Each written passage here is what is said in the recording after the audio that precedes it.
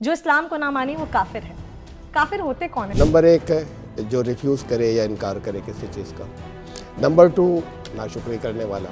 Number तीन छिपाने वाला। लोगों को वेद थोड़ा समझने में मुश्किल हुई तो फिर कुरान लिखे गए। क्या ऐसी कोई किताब है वहाँ? ये दावा है, ये क्लेम है जो फैला दिया गया है कि हम समझाएंगे, नहीं तो तुम्हारी समझ में नहीं आएगा। जो लोग कह रहे हैं हम समझाएंगे, उन सब में आपस में डिस्प्यूट्स क्यों हैं? ये फतवा जारी कर देना क्या होता है? मैंने बताया ओरिजिनल तो फतवा था ही नहीं, फतवा इस्लाम के बारे में पूछने को कहते हैं। 3 बार तलाक कहने से क्या तलाक हो जाता है? कुरान ने कहा तलाक़ मर्रतान, कि तलाक 2 बार की तो वैलिड है, तीसरी बार के बाद अलग हो जाए।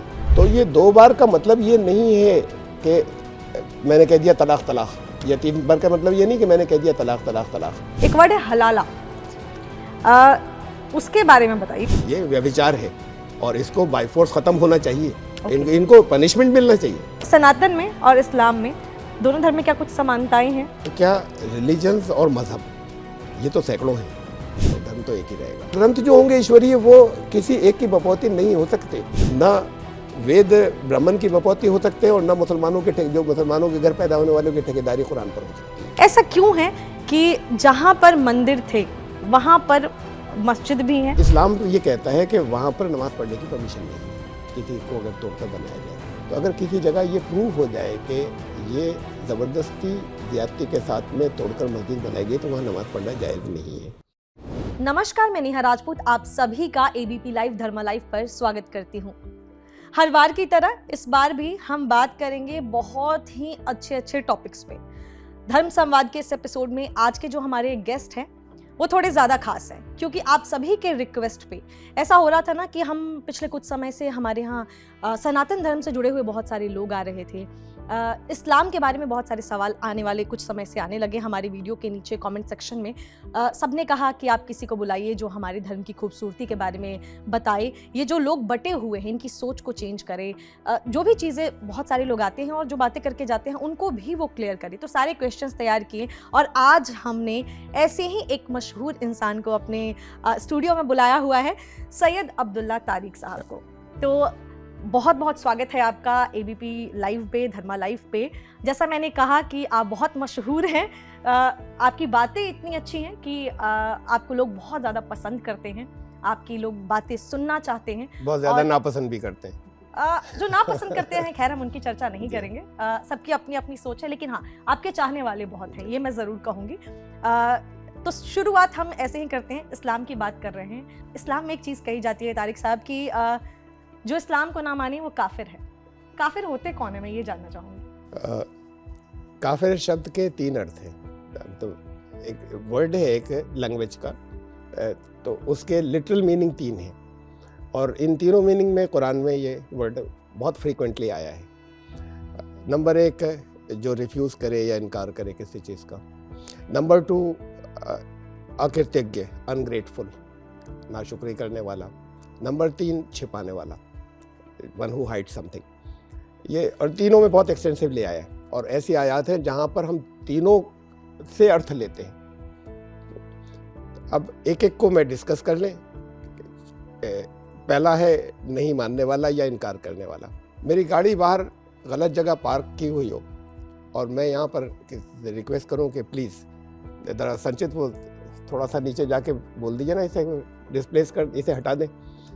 अब संचित कहे मैं नहीं जाता, या मुंह से नहीं कहें बैठे रहे यहीं पर, तो मैं कहूँगा नहीं मान रहे या आप मना कर रहे हैं। लेकिन अगर मैंने इनसे कहा ही नहीं कि ज़रा प्लीज़ कर दें ऐसे, और कहता रहूँ कि ये मान नहीं रहे, ये मना कर रहे हैं, तो मुझे राइट नहीं है ना। अगर पहले तो तुम ये बताओ कि इस्लाम वाकई ऐसी चीज़ है कि लोग माने, उसके कोई अच्छे पहलू हैं, कुछ ऐसी चीज़ है कि जो अप्रिशिएट करने की, ऐसे बताओ कि वो दावा नहीं हो। ये तो हर एक अपने अपने दावे ठोक देगा। ऐसे बताओ कि दावा नहीं हो, उसे तुम दूसरे के मेंटल लेवल पर जाने के बाद ऐसे बता सको कि समझ में आए। फिर वो मना करे और इनकार करे तो हम कह सकते हैं इसने मना किया। उससे पहले तो कहने का राइट नहीं है जब तक कहा नहीं। अब इन्होंने बताया नहीं, इन्होंने उल्टा पेश किया है हमेशा, तो इनको तो कहने का राइट नहीं है। तो ये नंबर 1 बात। नंबर 2 है छिपाने वाला या हाइड करने वाला। छिपाते हैं किसी कीमती चीज़ को, लोग छिपाते हैं। ये कहते हैं इनका दावा है मुस्लिम्स का, मैं मुस्लिम्स की बात कर रहा हूँ, उनका दावा है कि भाई हमारे पास सबसे कीमती चीज़ कुरान है, सेफ वर्ड ऑफ गॉड। तुमने छुपाया या नहीं छुपाया, या तुमने लोगों तक पहुंचाया है। अब अगर इनकी बात नहीं, इनसे वो पहले अगर कभी कभी किसी स्टेज के ऊपर कुछ, चाहे वो ब्राह्मण हो, चाहे वो स्कॉलर्स हो, पंडित हो, उन्होंने अगर वेद को छिपाया, लोगों से दूर किया, तो वो काफिर थे। अगर कहीं पर कुछ पादरियों ने जो सही शिक्षाएं हैं जो बाइबल की, उसे छुपाया है और पीस मिल में अलग अलग चीज़ें जो है वो लोगों को बताते हैं, तो वो काफिर। और ऐसे ही इन्होंने अगर जो सही शिक्षाएं हैं उसे रोक कर कुछ और चीज़ें फैलाई हैं, तो फिर ये काफिर होंगे। मेन बात तो ये कि तुमने पहुंचाया या नहीं पहुंचाया, बताया या नहीं बताया। तो अगर छुपाने के मुजरिम है तो फिर काफिर कौन। तीसरे मीनिंग है अनग्रेटफुल, नाशुक्रा। अब नाशुक्री जो होती है वो ऐसे होती है कि डिफरेंट उसके एस्पेक्ट्स होते हैं, पहलू बहुत से होते हैं। जैसे आपने मुझे एक फ्लावर वेस प्रेजेंट किया, अच्छा बड़ा सा, तो अब किसी दिन आप आए मेरे घर और ये देखें कि मैं उसे उठाने के बाद वो वॉशरूम लेकर जा रहा हूँ, तो यूज़ तो हो सकता है उसका, उसमें पानी भर के मैं ले जाऊँ वॉशरूम लोटे की तरह। तो ज़िंदगी में फिर कभी नहीं देंगी मुझे कोई गिफ्ट। और देखें कि भाई अच्छा ड्राइंग रूम के अंदर बड़ी कदर से लगाए हुए हैं फ्लावर्स के साथ में, तो अच्छा लगेगा, अपने दिल को अच्छा लगेगा। तो कदर का मतलब ये कि उसका सही यूज़। तो जिनके पास वो उनका अपना पहले क्लेम से बात चले कि ये दावा है कि उनके पास सही ज्ञान है, यही दावा करते हैं, उनके पास सही ज्ञान है, उनके पास अच्छी चीज़ है, उनके पास कोई मुक्ति का मार्ग है, तो तुमने उसकी कदर की है या नहीं की है। दूसरों की तो बात अलग, तुमने कितनी कदर की है। तुम जो कुछ अपने कर्मों से, अपने अमाल से जो कुछ फैला रहे हो, तो वो तो नाकदरी है और नाशुक्री है, उसका गलत यूज़ कर रहे हो, मिस यूज़ कर रहे हो। तो जिसने वो दिया है वो तो तुम्हें कभी कुछ देना नहीं चाहेगा। और तो इसके दो मीनिंग तो सीधे सीधे से उनकी तरफ पॉइंट आउट, उनकी तरफ फिंगर रेस करते हैं जो अपने आप को मुस्लिम्स कहते हैं, उनकी मेजॉरिटी की तरफ। एक मीनिंग ऐसे है मना करने वाला, लेकिन वो कहने का राइट नहीं है जब तक तुम ऐसे नहीं बता दो साबित करके कि नहीं अच्छा है कि कोई किसी अच्छी चीज़ को। तो ये तीन तो मैंने आपको बताया कि दो तो उल्टे उनकी तरफ लौटते हैं, और जो अगर ये कहीं कहा भी जा सकता है किसी को कि नहीं मानता, जब तक बताया नहीं तो नहीं मानने का सवाल नहीं, कि वो नहीं मानते कि अच्छी चीज़ है। तो आपने अच्छा करके पेश किया, ऐसे बताया या नहीं बताया। एक फिर अब मैं कुरान की वर्स बता रहा हूँ, कुरान की आयत। कुरान कहता है, कुरान ने जहाँ डिफाइन किया इसे काफिर शब्द को, बहुत जगहों पर उस ये बताया, काफिर कहा नहीं किसी को, ये कहा कि इस तरह के लोग काफिर होते हैं। ये नहीं है कि वो मुसलमान के घर पैदा हो रहा है या किसी नॉन मुस्लिम के घर पैदा हो रहा है, ये कहीं नहीं है। कुरान ने कहा वमल्लम याकुम बिमा अनज़लल्लाहु फउलाइका हुमुल काफिरून, सूरा 5 में है, आयत शायद 47 है या 44। तो जो लोग जो कुछ उसने रिवील किया है, जो उसके पास से उतरा है, वर्ड ऑफ गॉड, जो उसके अकॉर्डिंग उसे फाइनल अथॉरिटी नहीं बनाते, हकम नहीं बनाते, फाइनल अथॉरिटी नहीं बनाते, आपस में जो डिफरेंसेस हैं कि ये क्या कह रहा है, वही तो काफिर है। तो ये तो मोर देन 90% जो मुसलमान अपने आप कहते हैं वो उसके ग्रिप में आते हैं, इसलिए कि कुरान की तो बात ही नहीं करते। कहीं से बहुत ज़्यादा कोई ऐसे लोग हैं कि जो रेफरेंसेस देते हैं तो वो ले आएंगे कुछ हदीसों को बहुत से, और इसके आगे फिर ये कि वो अपनी अपनी परंपराएं हैं, अपनी अपनी ट्रेडिशन हैं। हमारे जैसे गुरु होते हैं ना, हमारे शेख, हमारे हजरत, उन्होंने ये कहा था, अभी उन्होंने ये कहा था, ये अथॉरिटी है या कुरान या वो अथॉरिटी है। तो जब तुम उसे फाइनल अथॉरिटी नहीं बनाते, कुरान ने कहा जो इसे जो भी रिवील हुआ, जैसे वेदास हैं, वर्ड ऑफ गॉड है, तो जो उसके खिलाफ कुछ कर रहा है कहीं पर भी, उसे धर्म समझ रहा है, तो कुरान कहता है वो काफिर है। अगर उसके पास से इवांजल्स, ये गॉस्पेल्स जो है वो रिवील हुई उनके थ्रू, जीसस क्राइस्ट के थ्रू, तो जो लोग उसको छुपा रहे हैं या उसके खिलाफ कुछ कर रहे हैं तो वो काफिर हैं। तो ऐसे ही है कि इसमें तो 90% मुस्लिम आ जाते हैं इसकी कुरान की इस आयत के अंदर, कि तुम उसे तो फाइनल अथॉरिटी बनाते नहीं, अपने अपने गुरुओं और अपने अपने शेख और अपने अपने हजरत की बातें पेश करते हो। यानी कि हम ऐसा कह सकते हैं कि जितने लोग अभी तक ये सोचते थे, जो हिंदू हैं वो भी ऐसा सोचते कि काफिर बोल दिया तो मतलब, या बहुत सारे लोगों के दिमाग में आता था कि जो नॉन मुस्लिम है वो काफिर। तो ऐसा नहीं है कि जो नॉन मुस्लिम है वो काफिर हो गए। कोई भी चीज़ लॉजिक से नहीं समझे और नहीं माने तो वो मना कर रहा है ना। हाँ जी। समझ उसके बाद, यानी उसको ये भी जरूरी है कि ऐसे कहा जाए और ऐसे रखा जाए। अगर मैं कहूँ, मैं दावा करूँ कि इस्लाम पीस, आप कहें नहीं, इस्लाम, मुसलमानों ने तो बड़ी जंगें लड़ी हैं और मुसलमानों ने यहाँ पर भी बड़ी मारकाट की है, और देखो अब भी कर रहे हैं, वहाँ अफगानिस्तान में हो, कहाँ कहाँ।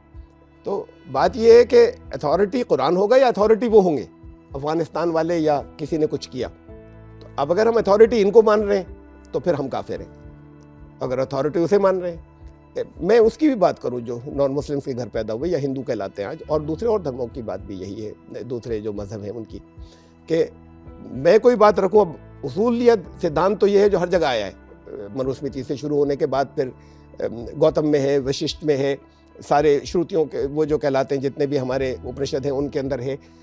हमारे जितने बड़े बड़े इस वक्त बड़ी बड़ी ऑर्गेनाइजेशंस अच्छे सुधारकों की जो चली, उसके अंदर चाहे वो इस्कॉन हो और चाहे वो रामकृष्ण मिशन हो, खुद स्वयं स्वामी विवेकानंद, मैंने सबको पढ़ा और हर एक ने कहा कि फाइनल अथॉरिटी तो वेदा से, ये सब ने कहा है विदाउट फेल, जितने मैंने नाम लिए इनके अलावा हर एक ने। तो अब उसूल तो ये वेदो अखिलो धर्म मूलम, कि जो वेद सम्मत होगा अकॉर्डिंग टू वेदास होगा वो माना जाएगा, अगर इसके खिलाफ है विपरीत तो चाहे जहाँ से आ जाए और चाहे जितने बड़े के पास से आ जाए वो हटा दिया जाएगा। तो अब अगर कोई उसके खिलाफ कोई बात कर रहा है तो हम कहेंगे ये काफिर है, वो वेद सम्मत बात कह रहा है तो हम कहेंगे कि नहीं ये तो मानने वाला है उसको, श्रुति को। तो यही बात यहाँ इस्लाम के अंदर तो इन्हें राइट नहीं कहने का, ये तो एक गुणात्मक शब्द है, एट्रीब्यूटिव नेम है, यानी कि उस शब्द का अर्थ एग्जैक्ट क्या है विद द रेफरेंस तारिक साहब ने समझा दिया है। आगे बढ़ते हैं। जैसा अभी हम वेद की बार बार आप चर्चा कर रहे हैं, हमारे यहाँ हिंदू धर्म में देखा जाए तो वेद है, कुरान है, उपनिषद है, गीता है, बहुत सारी चीज़ें हैं, लेकिन अक्सर जो है मुस्लिम्स को मैंने बस कुरान का नाम लेते हुए सुना है। तो क्या वहाँ भी ऐसे धार्मिक किताबें हैं जैसे हमारे यहाँ, तो मैंने जैसे आपको इतने सारे नाम बोले, तो क्या वहाँ सिर्फ कुरान है या और भी हैं जिनको लोग फॉलो करते हैं? फाइनल अथॉरिटी की जब बात आती है तो वो कुरान है, लोग सिर्फ नाम लेते हैं, फॉलो नहीं करते, यही तो प्रॉब्लम है, उसे नहीं करते फॉलो, ओवरवेलमिंग मेजॉरिटी नहीं करती। हमारे जो इल्म वाले हैं वो नहीं करने देते, देखें अरबी में पढ़ लो बस, कितने बड़े बहुत बड़े बड़े ग्रुप्स तो वो है जो रोकते हैं, मना करते हैं कि नहीं ट्रांसलेशन भी मत पढ़ लेना। तो ये तो हटा रहे हैं और उस रास्ते से नाम लेते हैं सिर्फ। प्रॉब्लम ये है कि नहीं करते कुरान को फॉलो, सिर्फ नाम लेते हैं। तो ये ऐसे हुआ जैसे मैंने कुछ कहा कि ये लोग सब नाम तो लेते रहे लेकिन फॉलो उसे नहीं करते, कहते कि ये इसलिए कि कॉन्सेप्ट ये दिया गया कि बहुत मुश्किल है, तुम्हारी समझ में नहीं आएगा, हमने समझ लिया, हम समझाएंगे। तो ये लोगों को हटाने का रास्ता है। तो जैसे आपने कहा मुश्किल है, तो जैसे हमारे यहाँ भी वेद संस्कृत में है, पूरी तरीके से संस्कृत में लिखा हुआ है, लोगों को वेद थोड़ा समझने में मुश्किल हुई तो फिर कुरान लिखे गए ताकि उसमें कहानियां हैं उस तरीके से बताया गया। तो ऐसे ही कुरान को भी जिनको समझने में मुश्किल हुई होगी, बाद में उसको कुछ आसान तरीके से लिखा गया होगा या उसमें से कुछ चीज़ें निकाल के, क्या ऐसी कोई किताब है वहाँ? मैं उसके बारे में बताता हूँ, लेकिन आपने बात वेद से शुरू की तो वेद समझने में क्यों मुश्किल है, चलिए छोड़ देता हूँ, मैं बस सिर्फ इतनी सी बात की है मैंने। ये दावा है, ये क्लेम है जो फैला दिया गया है कि हम समझाएंगे नहीं तो तुम्हारी समझ में नहीं आएगा। तो जो लोग कह रहे हैं हम समझाएंगे, उन सब में आपस में डिस्प्यूट्स क्यों हैं, उनके इंटरप्रिटेशन अलग क्यों है? इसे तो छोड़ा मैंने। ऐसे कुरान की बात जो है वो ये है कि कुरान के बाद दूसरा नंबर जो आता है वो हदीसों का आता है। हदीस कहते हैं प्रॉफिट मोहम्मद के कथन, जो कुछ उन्होंने कहा या करने को कहा, कुरान से अलग। तो क्या करने को कहेंगे जब कुरान ऊपर रिवील हुआ था? कुरान के खिलाफ कहेंगे कोई बात? उनसे ये कहा गया था कि तुम इसे फॉलो करो।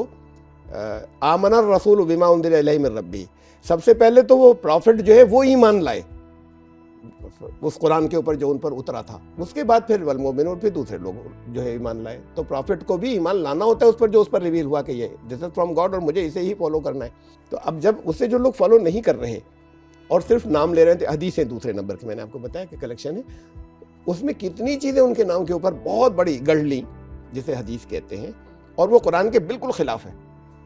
तो अब जब खिलाफ जा रहा है, विपरीत जा रहा है, ऑपोजिट उसका बिल्कुल है, जब लाया जाता है उन्हें कन्फ्रंट करते हैं, कुरान तो ये कह रहा है, तो कहते नहीं प्रॉफिट मोहम्मद ने कहा तो कुरान की ये आयत कैंसिल, ये कैंसिलेशन मानते हैं। बहुत बड़ा हिस्सा कुरान के अंदर हमारे ये जो इल्म वाले कहलाते ये मानते। अब ये जो तुम्हारे पास आई ये गलत हो सकती है, इसमें लोगों ने चीज़ें बढ़ दी हैं।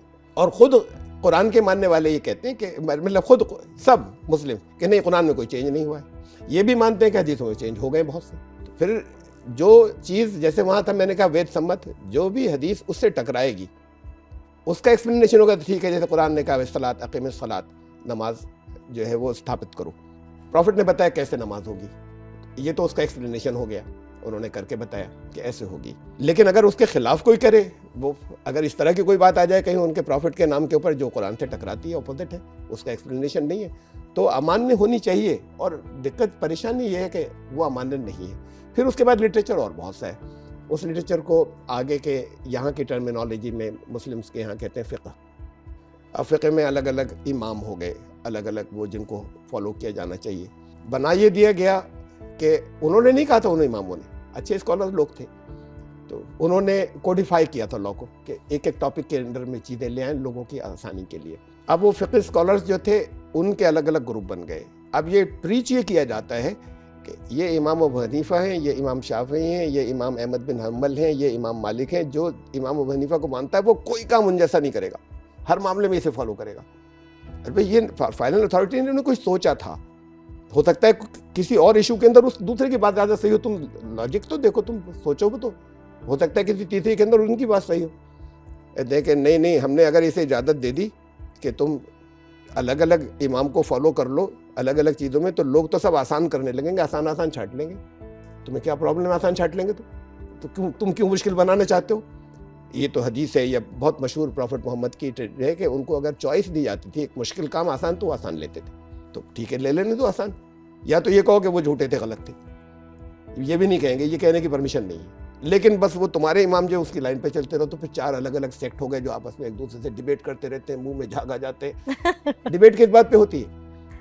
नमाज में हाथ यहाँ बंधेगा या यहाँ बंधेगा, या ऐसे रखेंगे? नमाज में ये टखने खुले में या नहीं खुले में, या पैजामा या पैंट टखने पे टकरा रही है, इस पे डिबेटें चलती है कि जायज़ नमाज फिर हुई या नहीं हुई। मैंने आज तक एक डिबेट ऐसी नहीं सुनी जिसमें ये हो कि नमाज क्या है भाई, तुम मालिक के सामने हो, उस पर कंसंट्रेट किया था, उस पर मेडिटेट किया था, उसका ध्यान था या नहीं था, तो नमाज हुई या नहीं, इस पर कोई डिबेट नहीं है। ये बंदगी को, पूजा को, इससे क्या गरज के टखना खुला था या बंद था, या हाथ ऐसे था या ऐसे था? तो तुम्हारे मन के अंदर कितनी श्रद्धा है, और तुम्हें ये एहसास है नहीं कि इस वक्त तुम किसके सामने हो, क्या कर रहे हो, और उसके ऊपर मेडिटेट किया है नहीं कि, तो मेडिटेशन का तो कॉन्सेप्ट ही निकल गया, ध्यान, उस एक के ऊपर ध्यान जिसके लिए कुछ कर रहे हो, तो फिर पूजा भी क्या हुई? तो ये सब खोखली सारी चीज़ें रह गई। झगड़े इस पर होते हैं, और ये हर एक अपने अपने जो है वो फिक्र चला रहा है। तो ये मैंने बताया कि स्क्रिप्चर्स के अंदर नंबर 1 कुरान, नंबर 2 हदीस का लिटरेचर, नंबर 3 ये फ़िक़्ह की किताबें। इसमें प्रायोरिटी ऐसी होनी चाहिए कि जो चीज़ उससे टकरा रही है कुरान से नहीं लेंगे, हदीस की भी कैंसिल कर देंगे अगर टकरा रही है। फिर इन दोनों से कोई अगर फ़िक़्ह की किसी बात टकरा रही है तो नहीं लेंगे, उसे हम कैंसिल कर देंगे। प्रैक्टिकली हुआ यह है कि more than 90% Muslim all over the world, number 1 फ़िक़्ह, हमारे ट्रेडिशन के जो थे हम उनकी मानेंगे, हमारे इमाम। फिर नंबर 2 पर लाते हैं हदीस को, प्रॉफिट मोहम्मद ने ये कहा था चाहे वो कुरान से टकरा रही हो, और नंबर 3 पर लाते हैं कुरान को, नाम लेते हैं सिर्फ वहाँ तक, तो नंबर 3 तक तो कोई पहुँचता नहीं। यानी इस तरीके से पूरा प्रायोरिटीज बदल गई, प्राथमिकताएं बदल गई। लेकिन देखा जाए तो एक्चुअल में लोगों को कुरान को ही मानना चाहिए, हर किसी को फाइनल अथॉरिटी मानना चाहिए। उसकी एक्सप्लेनेशन अगर कोई चीज़ें आती हैं, खुद कहता है प्रॉफिट मोहम्मद ने कहा ये कि जहाँ से जो अच्छी चीज़ मिले ले लेना, सब तुम्हारी है, वो तुम्हें जहाँ से मिले ले लेना, तुम्हारी अपनी है, अपनी समझ कर ले लेना, तो हदीस है। तो अब बात ये है कि कोई चीज़, और फिर इस बात को बहुत क्लियर कट करके कहा, कुछ बातें तुमसे कही गई हैं, करनी ज़रूरी है, कुछ बातों से तुम्हें रोका गया है, रुकना ज़रूरी है, और बहुत सी बातें इसके बीच में उस पर तुम्हें आज़ाद छोड़ दिया गया है, अपने चूज़ कर लो जैसा दिल चाहे, अपनी गुड, अपनी अच्छी, अपने विल के साथ में। अब उसको सबको बांध दिया इन्होंने, किसी एक जगह भी जो आज़ाद नहीं है, तो ये बिल्कुल एक नैरो उसके अंदर चले गए सब लोग। एक चीज़ जो आप अपने अभी कही, नमाज की बात की, तो बहुत सारे लोगों से मैंने ये सुना है, अब इसमें कितनी सच्चाई है आप ही आज क्लियर करेंगे। बहुत समय से मेरे दिमाग में ये सवाल था कि मैं किसी अनुभवी इंसान से पूछूंगी, और आपसे ज़्यादा अनुभवी इस बारे में कोई हो नहीं सकता। बहुत सारे लोगों को मैंने ऐसा कहते हुए सुना है कि महिलाओं को मस्जिद जाने की अनुमति नहीं है इस्लाम में। क्या ऐसा है कि वो मस्जिद नहीं जा सकती हैं? देखिए, सऊदी अरब में तो जाती हैं, मिडल ईस्ट में तो जाती हैं, ऑस्ट्रेलिया में जाती हैं, इंग्लैंड में जाती हैं, पर इंडियन सब कॉन्टिनेंट में नहीं जाती। तो ये क्या बात है, कोई दो अलग इस्लाम हो गए? अब हम, ये तो मैंने एक बात रखी, वहाँ सब जाती हैं, उनके उन सब के अंदर इन सारे जितने मैंने कंट्रीज बताए, यूएसए के अंदर उसके वहाँ लेडीज़ जाती हैं नमाज, उसके लिए मस्जिद के अंदर। यहाँ पर ये इमाम अबू हनीफा या कुछ इमाम है, उनकी ट्रेडिशन जिसके मानने वाले ज़्यादा हो गए, उन इमाम के फॉलो करने के अंदर उन्होंने इसको मस्जिद जाने से रोका है लेडीज़ को। तो हम इसे माने या प्रॉफिट मोहम्मद की बात माने? प्रॉफिट मोहम्मद की हदीस है कि कुरान तो नहीं कहता इस मामले को, वो तो सबसे कहता है, लेकिन बात यह है कि प्रॉफिट मोहम्मद की हदीस है कि अल्लाह की बंदियों को अल्लाह के घरों में जाने से मत रोकना। क्लियर कट हदीस है इन वर्ड्स के अंदर। तो ऐसा हुआ कि बात को उनके खलीफा हुए, यानी उनके सक्सेसर्स जो प्रॉफिट नहीं थे लेकिन उसको रूल ऑफ लॉ और ये सारी चीज़ें जो इम्प्लीमेंट करने वाले, उसमें जो सेकंड कैलिफ थे या खलीफा उमर, हज़रत उमर, उनको पसंद नहीं था उनकी वाइफ का मस्जिद जाना। उस वक्त थोड़ी सी खराबियाँ हो गई थी, तो ख़ास तौर से सुबह अर्ली मॉर्निंग उधर बहुत ही अभी अंधेरा है उस वक्त जब जाती थी तो कुछ छेड़छाड़ करने वाले लोग हो गए थे, पहले नहीं थे, इसलिए नहीं पसंद था कि जाया करें। उनको वो आतिका, हज़रत आतिका नाम था उनकी वाइफ का, वो चैलेंज करती थी, उमर चैलेंज करके कहती थी, उन्हें मालूम था इन्हें पसंद नहीं है, और वो भी थे अमीरुल मोमिनीन यानी रूलर सबके, तो कहते थे उमर मना कर दो, नहीं जाऊंगी। एंड ही कुडंट, इसलिए कि हदीस है, मना नहीं कर सकते, तुम अपने मुंह से कह के मना कर दो नहीं जाओ तो मैं नहीं जाऊंगी, और उन्हें मालूम था कि पसंद नहीं है। तो ये एक राइट टू प्रोटेस्ट था उस वक्त भी, कि उन्होंने तो ये कहा प्रॉफिट ने, तुम कैसे, और उन्होंने वो मना नहीं कर सके, अब कैसे मना करने लगे। इसे इनको रिवाइज करना चाहिए। और हमने तो हमारे जहाँ भी हमारी ऑर्गेनाइजेशन है, ये हम लोग जितने जिन मस्जिदों के अंदर हम लोग ज़्यादा जाते आते हैं, लोगों ने बात समझ ली, वहाँ लेडीज जाती है। अच्छा, अभी जाती हैं? जाती है, उनमें जाती है, उनमें बहुत जाती कम है इधर। मुझे लगता है आप जैसे नॉर्थ इंडिया में कम है ऐसी बात। जैसे आप अच्छा काम कर रहे हैं, ऐसे ही शायद और भी लोग आपको देखकर जो है मोटिवेट हों, और ये सारी जो अच्छी चीज़ें हैं, हर बोला ना, हर धर्म में कुरीतियाँ, ऐसा नहीं कि यहाँ हम अभी आज सिर्फ इसलिए इस्लाम की बात कर रहे हैं कि वहाँ जो जो थोड़ी बहुत प्रॉब्लम है इसलिए डिस्कस कर रहे हैं क्योंकि आप उस पर रिसर्च करते हैं, आपने इतने सारी चीज़ें देखी हैं, तो इसीलिए हम बात कर रहे हैं। हर धर्म में कुरीतियाँ हैं, जैसा मैंने कहा। एक और चीज़ कही जाती है, जब महिलाओं की बात आती है तो कहा जाता है कि बहुत सारे लोगों को मैंने ऐसा कहते हुए सुना है, हालांकि मेरी बहुत सारी फ्रेंड्स रही हैं जो कि बहुत ही हमारे साथ पढ़ी हैं, बड़ी हुई हैं, लेकिन फिर भी मैंने बहुत सारे लोगों को ऐसा कहते हुए सुना है कि इस्लाम धर्म में महिलाओं को आज़ादी नहीं है। किस चीज़ की आज़ादी नहीं? पहले ये तो एक खाली एक वर्ड हो गया, किस चीज़ की आज़ादी? जैसे लोग उनको देखते हैं कि वो, इसकी आज़ादी नहीं है, जिसकी आज़ादी नहीं वो मैं बता दूँ। हाँ। इसकी आज़ादी नहीं है कि कोई महिला किसी मेल के साथ में अकेले वक्त गुजारे जहाँ कोई और देखने वाला नहीं हो, इसकी नहीं है आज़ादी। बात ठीक है जी, अब या आजकल तो इसको भी आज़ादी में गिना जाता है कि नहीं, उसको राइट है, दोनों मेजर है, तो इसकी आज़ादी नहीं है कि अकेले जहाँ कोई और नहीं देख सके बस। उसके अलावा तो फिर हर तरह की आज़ादी, किसी चीज़ पर रुकावट ही नहीं है। और हमारे वर्क, हमारी जो तंजीम है उसके अंदर बहुत सी जगहों पर तो मेल्स को पीछे छोड़ देती हैं जो फीमेल्स जो काम करती हैं। लेकिन अक्सर जैसे इसलिए पूछ रहे हो तारिक साहब ये सवाल, क्योंकि क्या होता है ना कि बहुत सारी बॉलीवुड में भी बहुत सारी जैसे है फीमेल महिलाएं जो हैं, स्पोक्स पर्सन भी हैं, जब वो कुछ बोलती हैं तो एक शब्द आता है फतवा जारी कर दो। ये सुनने में आता है कि ये इन्होंने महिला हो के ऐसी बात कर दी। बहुत सारे लोग ऐसा ही बोलते हैं, वो इस्लाम के होकर ही एक महिला के लिए ऐसी बातें जब कर रहे होते हैं, उनको आज़ादी है, वो चाहे वो हिंदू धर्म को माने, वो सनातन को माने, या फिर वो चाहे जो बोलना चाहे वो बोल सकती हैं। या फिर जैसे बॉलीवुड में भी बहुत सारी हीरोइनें हैं जो काम कर रही हैं, एक्ट्रेस जो हैं, तो उनको लेके कहते हैं कि फतवा जारी कर दो, इसने ऐसा किया है। एक उन्होंने ऐसा नहीं कि कोई दूसरे धर्म वाले कह रहे हैं, वो इस्लाम वाले ही अपने ही धर्म की एक महिला के लिए ऐसी बातें करते हैं। तो एक ये भी आप ज़रूर क्लियर कीजिए कि ये फतवा जारी कर देना क्या होता है। देखिए, फतवे के लिटरल मीनिंग है क्वेश्चन पूछना किसी चीज़ के बारे में, ये लिटरल मीनिंग है। तो शुरू में ऐसा होता था कि वही जो रूलर होते थे या खलीफा होते थे, वही रिलीजियस हेड भी होते थे, ये इंस्टीट्यूशन एक में थे।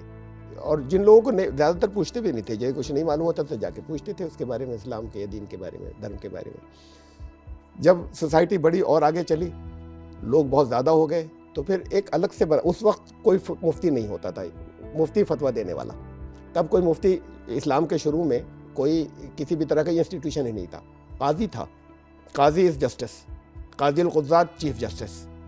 इवन वो जो खलीफा थे वो कटहरे में खड़े होते थे, अगर उनके अगेंस्ट कोई जाके हुए, ऐसे कई ओकेजन्स आए कि उनके किसी ने चार्ज लगा दिया और उनको बुलाया गया और उनको खड़ा किया गया और उनसे सवाल पूछे गए। तो काजी चीफ जस्टिस, मुफ्ती नहीं था। ये बात को अच्छा था, समझा गया कि स्कॉलर्स में से, आलिमों में से कुछ लोग अलग बिठा दिए जाएं, क्वेश्चन इनसे पूछो जाकर, बस इसी काम के लिए सिर्फ वो मुफ्ती कहलाए। तो ये इंस्टीट्यूशन बात को शुरू हुआ। अब फिर मुफ्ती अपने अलग अलग उसके हो गए, जैसे मैंने बताया अलग अलग इमामों को फॉलो करने वाले, इसलिए मुफ्तियों के फैसले भी अलग अलग होने लगे। अच्छा, वो इसलिए थे कि मुझे कोई प्रॉब्लम है, मैं उसे जाकर पूछ लूँ। मुझे ये पूछने के जाकर राइट नहीं कि सानिया मिर्ज़ा ऐसा नेकर पहनती है, जायज़ है या ना जायज़। तुमसे मतलब, तुम अपने घर का कुछ पूछ लो, पूछना है तुम्हें अपनी बात पूछना है, जैसे वो पूछ लो। ये सारी चीज़ें पूछने की कोई ज़रूरत नहीं है तुम्हें। तो फतवा इसलिए था, मुफ्ती इसलिए थे। अब होता ये कि फिर जब लोगों ने उनको बहुत अपने मन के अंदर या अपने दिल के अंदर बहुत ऊंचा एक स्थान दे दिया, अब वो जो कुछ भी कहें उनकी बात फाइनल, इसे कम मिसयूज़ करने लगे। ये मिसयूज स्टार्ट हो गया कि जो हम कहेंगे वो तो चारों तरफ फैलेगी, वो मिसयूज तरह तरह से होता है। मैंने इसलिए पूछा क्योंकि बंगाल की भी एक सांसद थी, एक्ट्रेस थी, नाम नहीं लूंगी लेकिन लोग समझ जाएंगे, उन्होंने भी जब सिंदूर लगा लिया था तो बहुत सारे उन्हीं के मतलब इस्लाम धर्म के ही लोग बहुत सारे उनके अगेंस्ट चले गए थे, बोलने लगे थे इसने सिंदूर कैसे लगाया, ये चीज़ें। तो इसीलिए मैंने पूछा कि और बहुत सारे लोगों के माइंड में फिर ये सवाल आता है, हालांकि ऐसा नहीं है, इधर भी हमारे यहाँ भी हिंदू धर्म में भी देखा जाए तो बहुत सारी चीज़ें हैं जो की जाती हैं, लेकिन आज हम सिर्फ इस्लाम की बात कर रहे हैं, तो इसीलिए हमने आपसे सवाल पूछा कि फतवा क्या होता है और क्या सच में ऐसा है कि इस्लाम में महिलाओं को आज़ादी नहीं है। मैंने बताया ओरिजिनल तो फतवा था ही नहीं, फतवा इस्लाम के बारे में पूछने को कहते हैं। उसके लिए अलग लोग बिठा दिए गए, लोगों ने उनको बहुत ज़्यादा अपना ऐसा बना लिया कि बस जो ये कहेंगे वो आखिरी बात होगी। असल बात ये लोगों को ज्ञान क्यों नहीं है, जो बात पूछने जा रहे हैं उससे ज़्यादातर उन्हें खुद क्यों नहीं मालूम है। फाइनल अथॉरिटी तो उनके पास है, वो मुफ्ती साहब फाइनल अथॉरिटी नहीं है, तो फिर उसका वो मिसयूज़ करने लग गए। अब आपने बीच में सिंदूर की बात की थी तो एक इशू था, वरना सैकड़ों इशूज़ हैं कि इस्लाम लोकल कल्चर से नहीं रोकता किसी को। अब ये लोकल कल्चर है यहाँ का, मुझे दिखा दें किसी जगह कहीं पर लिखा हुआ, किसी कुरान में, किसी हदीस में कि सिंदूर लगाना मना है। सिंदूर तो पहले से चला आ रहा था ना, हिंदू लेडीज़ तो पहले से थी, तो कल्चर वो जानते होंगे, तो कहीं पर दिखा दें कि मना है। एक झूठी हदीस लाते हैं, मन तशब्बह बिकौमिन फहुवा मिनहुम, जिसने किसी दूसरे की लाइकनेस, दूसरे से मतलब दूसरे धर्म वालों की लाइकनेस में कुछ किया, वो बस उन्हीं में से गिना जाएगा। अब इसको वो करते हैं कि जैसा हिंदू करते हैं वैसा नहीं करें, जैसा क्रिश्चियन करते हैं वैसा नहीं करें, जैसा और सिख करते हैं वैसा नहीं करें। अरे भाई मेरा दिल चाह रहा है जैसे पगड़ी में बांध के निकलूँ तो इसे कौन रोकने वाला है, मेरी मर्जी में बांधता हूँ। तो ये क्या नहीं, उनका कल्चर नहीं ले, तो इस्लाम एरिया कल्चर से नहीं रोकता। इन उसके अंदर कोई ख़राबी है, कोई बुराई है, जिन प्रिंसिपल्स को इस्लाम रोक रहा है तो मत कीजिए। तो अब वो झूठी हदीस एक लाए, असल सच्ची हदीस वो है जो मैंने आपको पहले सुनाई। मैंने कहा कि भाई अल हिकमत ज़ालतुल मोमिन, अरबी में हदीस है। हिकमत यानी विजडम की बात या अच्छी बात, कोई अच्छी लगने वाली बात, ये हर ईमान लाने वाले की मीरास है, वर्षा है। जहाँ तुम्हें मिले हैसो वजद तुम फहुवा हक़्क़ु बिहा, जहाँ मिले अपना समझ के ले लो कि ये भी हमारी ही है। तो ये है जोड़ने की बात, ये है अच्छे कल्चर्स को जोड़ने की बात। ये अब दो टकराती हुई चीज़ें मिल रही हैं, इनमें से कौन सी सही है हदीस के नाम के ऊपर? दोनों एक साथ तो सही नहीं हो सकती। तो ये सही है, वो गलत है, उसे फैला दिया तो उससे बिल्कुल ऐसा है कि हर एक के ऊपर फिंगर रेजिंग, हर एक के ऊपर इसे देखो कि कैरेक्टर कैसा है, इसे देखो लोगों के कितने काम आता है, इसे देखो कि रिलायबिलिटी कितनी है, हर एक उनके ऊपर विश्वास करता है नहीं करता है, क्यों करता है, इसलिए कि सच बोलते होंगे। इन चीज़ों को देखो, यहाँ पर रंग लगा लिया, यहाँ दाढ़ी रंगी या नहीं रंगी, ये पैंट पहनी या पैजामा पहना, ये सारा धर्म इसमें ले आए। तो जिन भी लोगों को, जो ऑडियंस से देखती है, जिनको लगता था कि ऐसा है कि वहाँ आज़ादी नहीं, आज़ादी है, और बहुत ही अच्छी तरीके से उन्होंने बताया। फतवा शब्द का अर्थ जो आप लोग पूछ रहे थे वो भी इन्होंने बताया कि अर्थ क्या है। एक चीज़ और जानना चाहूँगी तारिक साहब की, एक चीज़ मुझे जो कुछ चीज़ें पढ़ने में आई थी कि आदमी को वहाँ कहा जाता है हाकिम और औरत को कहा जाता है महकूम। इसीलिए आदमी का दर्जा ऊपर है, तो इसीलिए उसको हक है कि वो औरत को तलाक दे सकता है, औरत को हक नहीं कि वो आदमी से तलाक मांग सकती है। क्या इस बात में कोई सच्चाई है? देखिए, ये दो अलग अलग चीज़ें होंगी जिसे मिक्स कर दिया गया है, यानी आपने नहीं कर दिया, जिसे मिक्स कर दिया गया है। सूरह नंबर 4 आयत नंबर 34, उसमें एक फ्रेज़ आई है, अल-रिजालु क़व्वामूना अन-निसा। मर्दों का को, पुरुषों को एक दर्जा जो है वो ऊपर है उनसे, एक क्लास जो है वो लेडीज़ के ऊपर है, ये ट्रांसलेशन होता है। इसी का ट्रांसलेशन करते हैं, उसको उनका हाकिम बना दिया गया है। कव्वामून एक वर्ड अरबी का आया, अर्रिजाल माने मेन, कव्वामून हाकिम, मतलब ये ट्रांसलेट करते हैं जो हाकिम, और अलन्निसा और लेडीज़। अब ये जो कव्वामून है, ये सब जगह ट्रांसलेशन इसे करने लगे कि मर्द हाकिम है, रूलर है उनके ऊपर। कव्वामून का मतलब देखिए आपकी भी समझ में आएगा, कायम करने वाला, इस्टेब्लिश करने वाला, उनको प्रोटेक्शन देने वाला।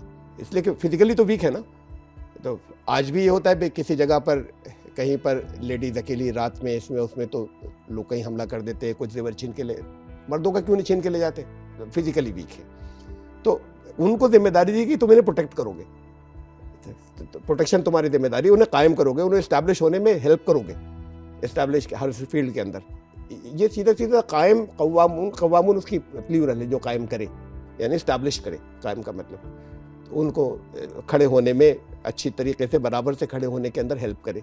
इस मीनिंग को उन्होंने कर दिया रूलर इसका किसी दुनिया की डिक्शनरी में मतलब ही नहीं है। जब ये कर दिया तो ये तो एक बात है, वो इशू अलग है, दोनों इसलिए कनेक्ट हो गए जब रूलर बन गए। तो इस्लाम ये कहता है कि ये कॉन्ट्रैक्ट है, मैरिज या निकाह, जिसमें दोनों की परमिशन ज़रूरी है। लड़की की परमिशन नहीं हो तो निकाह नहीं हो सकता, तो दोनों की परमिशन ज़रूरी है। एक कॉन्ट्रैक्ट जैसे बिजनेस कॉन्ट्रैक्ट होते हैं हमारे, एक कॉन्ट्रैक्ट जो दोनों की परमिशन से शुरू हुआ, वो अगर वो डिसॉल्व होता है तो उसमें कोई एक भी अगर कहता है, जैसे हमारी पार्टनरशिप होती है तो फिर गाड़ी नहीं चल सकती, कोई एक भी कहता है तो वो डिसॉल्व कर सकता है वो, लेकिन उसके प्रोसीजर है, ऐसे नहीं बिल्कुल कि तलाक कह दिया, तो बिल्कुल झूठ है। तो वो डिसॉल्व कर सकता है, तो फिर लेडी भी कर सकती है, आइदर ऑफ देम, यानी अगर दो पार्टनर्स हैं तो वो दो पार्टनर्स में से कोई कह के नहीं चलेगी गाड़ी तो वो डिसॉल्व कर सकते हैं। इसको अगर रोका जाए तो बड़ी खराबियां पैदा होती है कि नहीं हम तो नहीं होने देंगे, 3 साल लगेंगे, 5 साल लगेंगे, एक दूसरे को मारने की सोचते हैं, एक दूसरे इधर उधर रह के लिव इन रिलेशनशिप में चले जाते हैं, मैरिज अभी तक डिसॉल्व नहीं हुई है। तो ये इस्लाम ने ये लिबर्टी दी है, और हालांकि बहुत पाबंदियां रखी हैं कि नहीं एडजस्ट करने की कोशिश करो जब दूसरे लोग पढ़ें। ये सारी शर्तें जो है कुरान ने बताई है, उसके अंदर मीडिएशन हो पहले, फिर भी पॉसिबल नहीं हो तो फिर रिश्ता ख़त्म हो जाना चाहिए। तो ठीक है, ख़त्म हो जाना चाहिए, either of them can dissolve this relationship. उसमें मर्द का तो ये है कि उस प्रोसीजर अलग रख दिए, इनको प्रोसीजर दिया कि ये कह सकते गवाहों के साथ में, ऐसे नहीं किसी जगह पे वैसे ऐलान कर दिया, पहले मीडिएशन हो चुका हो, फिर विटनेसेस भी हों, उनके वो समझा भी चुके हों, ये हो कि नहीं रिश्ता नहीं चलेगा, तो वो गवाहों की प्रेजेंस के अंदर वो कह दे कि भाई मैंने तलाक दी या मैंने डिवोर्स किया, इस रिश्ते को डिसॉल्व कर दिया, इस रिलेशनशिप को। उसके लिए प्रोसीजर अलग है लेडी के लिए, उसे कहते हैं खुला। उसके अंदर ये है कि she asked her husband to divorce her. अब नहीं मानते हो कि नहीं हम नहीं कर रहे, तो ये भी क्यों है, इसे मैं अलग एक्सप्लेन करूंगा कि उसको क्यों पूछना पड़ता है या कहना पड़ता है। लेकिन अगर वो नहीं माने तो फिर वो केस जो है वो काजी के पास जाता है, और काजी is bound to declare the relationship null and void. In practice ये हो गया है कि पूरे इंडिया के अंदर शरिया अदालतें जगह जगह कायम है, ये खुला नहीं होती। लेडीज जाती हैं, तड़प रही हैं, वो हस्बैंड ने लटका कर रखा है, मैं तो नहीं दूंगा तलाक, तो वो बाउंड है करने पर। एक बहुत मशहूर केस है प्रॉफेट मोहम्मद के लाइफ का, कि एक मुझे नाम याद नहीं रहा, उनकी वीमेन कंपेनियन सहाबिया वो आई, उन्होंने आने के बाद कहा कि अल्लाह के रसूल, वो ये मुझे अपना हस्बैंड में मैं कोई कमी नहीं पाती, कोई उनमें मैं किसी तरह का ऐब नहीं निकाल रही, कुछ नहीं, नो कंप्लेंट्स, लेकिन मुझे पसंद नहीं है और मुझे ये डर है कि मैं किसी गलत तरफ निकल जाऊंगी उनके साथ रहने में। तो उन्होंने कहा उन्होंने तुम्हें कोई गिफ्ट दिया था वो वापस कर दोगी? कहाँ कर देंगे, बुलाया, कहा कि तलाक दो, यानी बाउंड किया कनाडा में। वो नहीं देते तो कहते कि रिश्ते को ना वो कर देते। तो नो रीज़न, ये अपने आप में एक बड़ी बात है। कभी कभी ये होता है कि अदालत नहीं समझ सकती कि मेरे और मेरे वाइफ के बीच में बहुत से लोग हंसेंगे लेकिन वो रहना इम्पॉसिबल हो जाता है। कुछ चीज़ें ऐसी होती हैं कि दूसरे कहेंगे कि नहीं ये तो कोई बात ही नहीं हुई, उन दोनों के लिए बहुत बड़ी होती है। असल चीज़ है कि रिश्ते की प्लेजेंटनेस, अगर वो इम्पॉसिबल हो जाए तो फिर रिश्ता अलग होना चाहिए, कोशिश निभाने की करनी चाहिए। तो रिश्ता अलग करने के होने का पूरा राइट इनको भी है। बिल्कुल, ये क्यों है कि इसे कहना पड़ेगा वाइफ को? जी हाँ, ये इसलिए है कि हस्बैंड वाइफ साथ रहते हैं। ये हस्बैंड फिजिकली स्ट्रांग है, ये वीक है। हस्बैंड निकालना चाहता है या तलाक देना चाहता है, उसने कहा मैंने तलाक, ऐसे तो खैर कह भी नहीं सकता लोगों की मौजूदगी जी हाँ, इससे रिलेटेड एक सवाल है जो आप ये कंप्लीट कीजिए, फिर मैं उसको तो पूछूंगी। वो तलाक दे देगा। हुक्म ये है, ऑर्डर ये है इस्लाम का, कुरान का, कि उनको इसे इद्दत कहते हैं, वेटिंग पीरियड, कि अभी वो घर से नहीं निकलेगी नहीं, इवन आफ्टर डाइवोर्स। तीन पीरियड्स तक या 3 महीने हम समझ लें, 3 महीने उसे रहना होगा घर में हस्बैंड के साथ में। उनके रिलेशनशिप नहीं होगी लेकिन साथ में रहेंगे, फिजिकल रिलेशनशिप नहीं होगी। और हस्बैंड को बहुत ज़्यादा कुरान ने इस बात के लिए बाउंड किया कि उसके साथ बहुत अच्छा सलूक करोगे। उसमें भी ये इसलिए रखा, ये बताया भी कि अगर उनका पैचअप हो जाए तो कोई बात नहीं, बात ख़त्म तलाक की। अगर इस 3 महीने में पैचअप हो जाए तो इसलिए उसको कहा कि न खुद जाए घर से और न वो निकाले और इस बीच में अच्छा सलूक भी करे। सिर्फ ये कि हस्बैंड वाइफ की रिलेशनशिप नहीं रहेगी, वो बीच में साथ में रहने से फिर एक दूसरे से पैचअप होने का चांस हो, 2 गवाहों को बुलाएं, कहें कि हम we are husband wife again, कुछ और नहीं करना है, कोई निकाह भी नहीं करना है। तो ऐसा जो है वो कर सकते हैं। ये अब अगर वाइफ मना करे कि नहीं मैंने तलाक दी, तो मैं बिल्कुल उन्हीं वर्ड्स के अंदर वही प्रोसीजर ऐसे ही हो जाए वाइफ के लिए, तो मारकूट डालेगा वो 3 महीने में। तो पहली ज़रूरत है कि वो अलग हो जाए घर से, लेकिन फिजिकली स्ट्रांग हो जाता है, घर से अलग हो जाए और उसके बाद फिर रिश्ते खत्म होने की बात करें ताकि लोग पैचअप कर सकें। नहीं होता तो फिर रीज़न भी ज़रूरी नहीं है। अब ये पूछते हैं सब जगह पूरे इंडिया के अंदर, जब जाती हैं ये वो जो एग्रीड वाइफ्स हैं और उनको सता रहे हैं, दूसरी मैरिज कर ली, दूसरा निकाह कर लिया, कहते तो ये लटका के रखूंगा ताकि तू दूसरा निकाह नहीं कर पाए।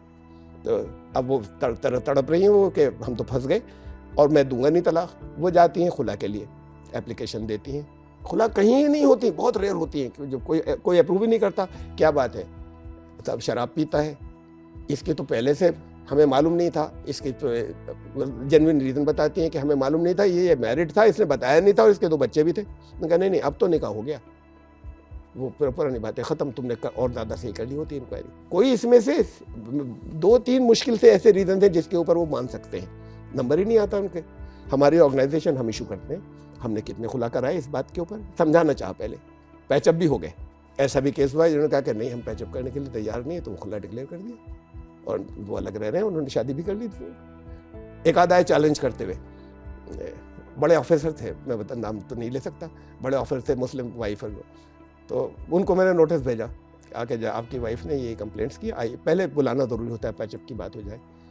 उन्होंने आते बात शुरू की, आपको राइट क्या है, आप तो मुफ्ती नहीं है, आप कैसे करा देंगे, राइट क्या है आपको। मैंने कहा हम रजिस्टर्ड ऑर्गेनाइजेशन है इनके मुस्लिम्स के कल्चर उसके लिए, और आप राइट की बात अगर कर रहे हैं, बोले नहीं आप तो नहीं कर सकते। तो मैंने कहा ओके, मैं तो डिक्लेयर कर दूंगा ये शादी कर लेगी कहीं, आप कोर्ट में चैलेंज कीजिएगा कि मुझे राइट है या नहीं।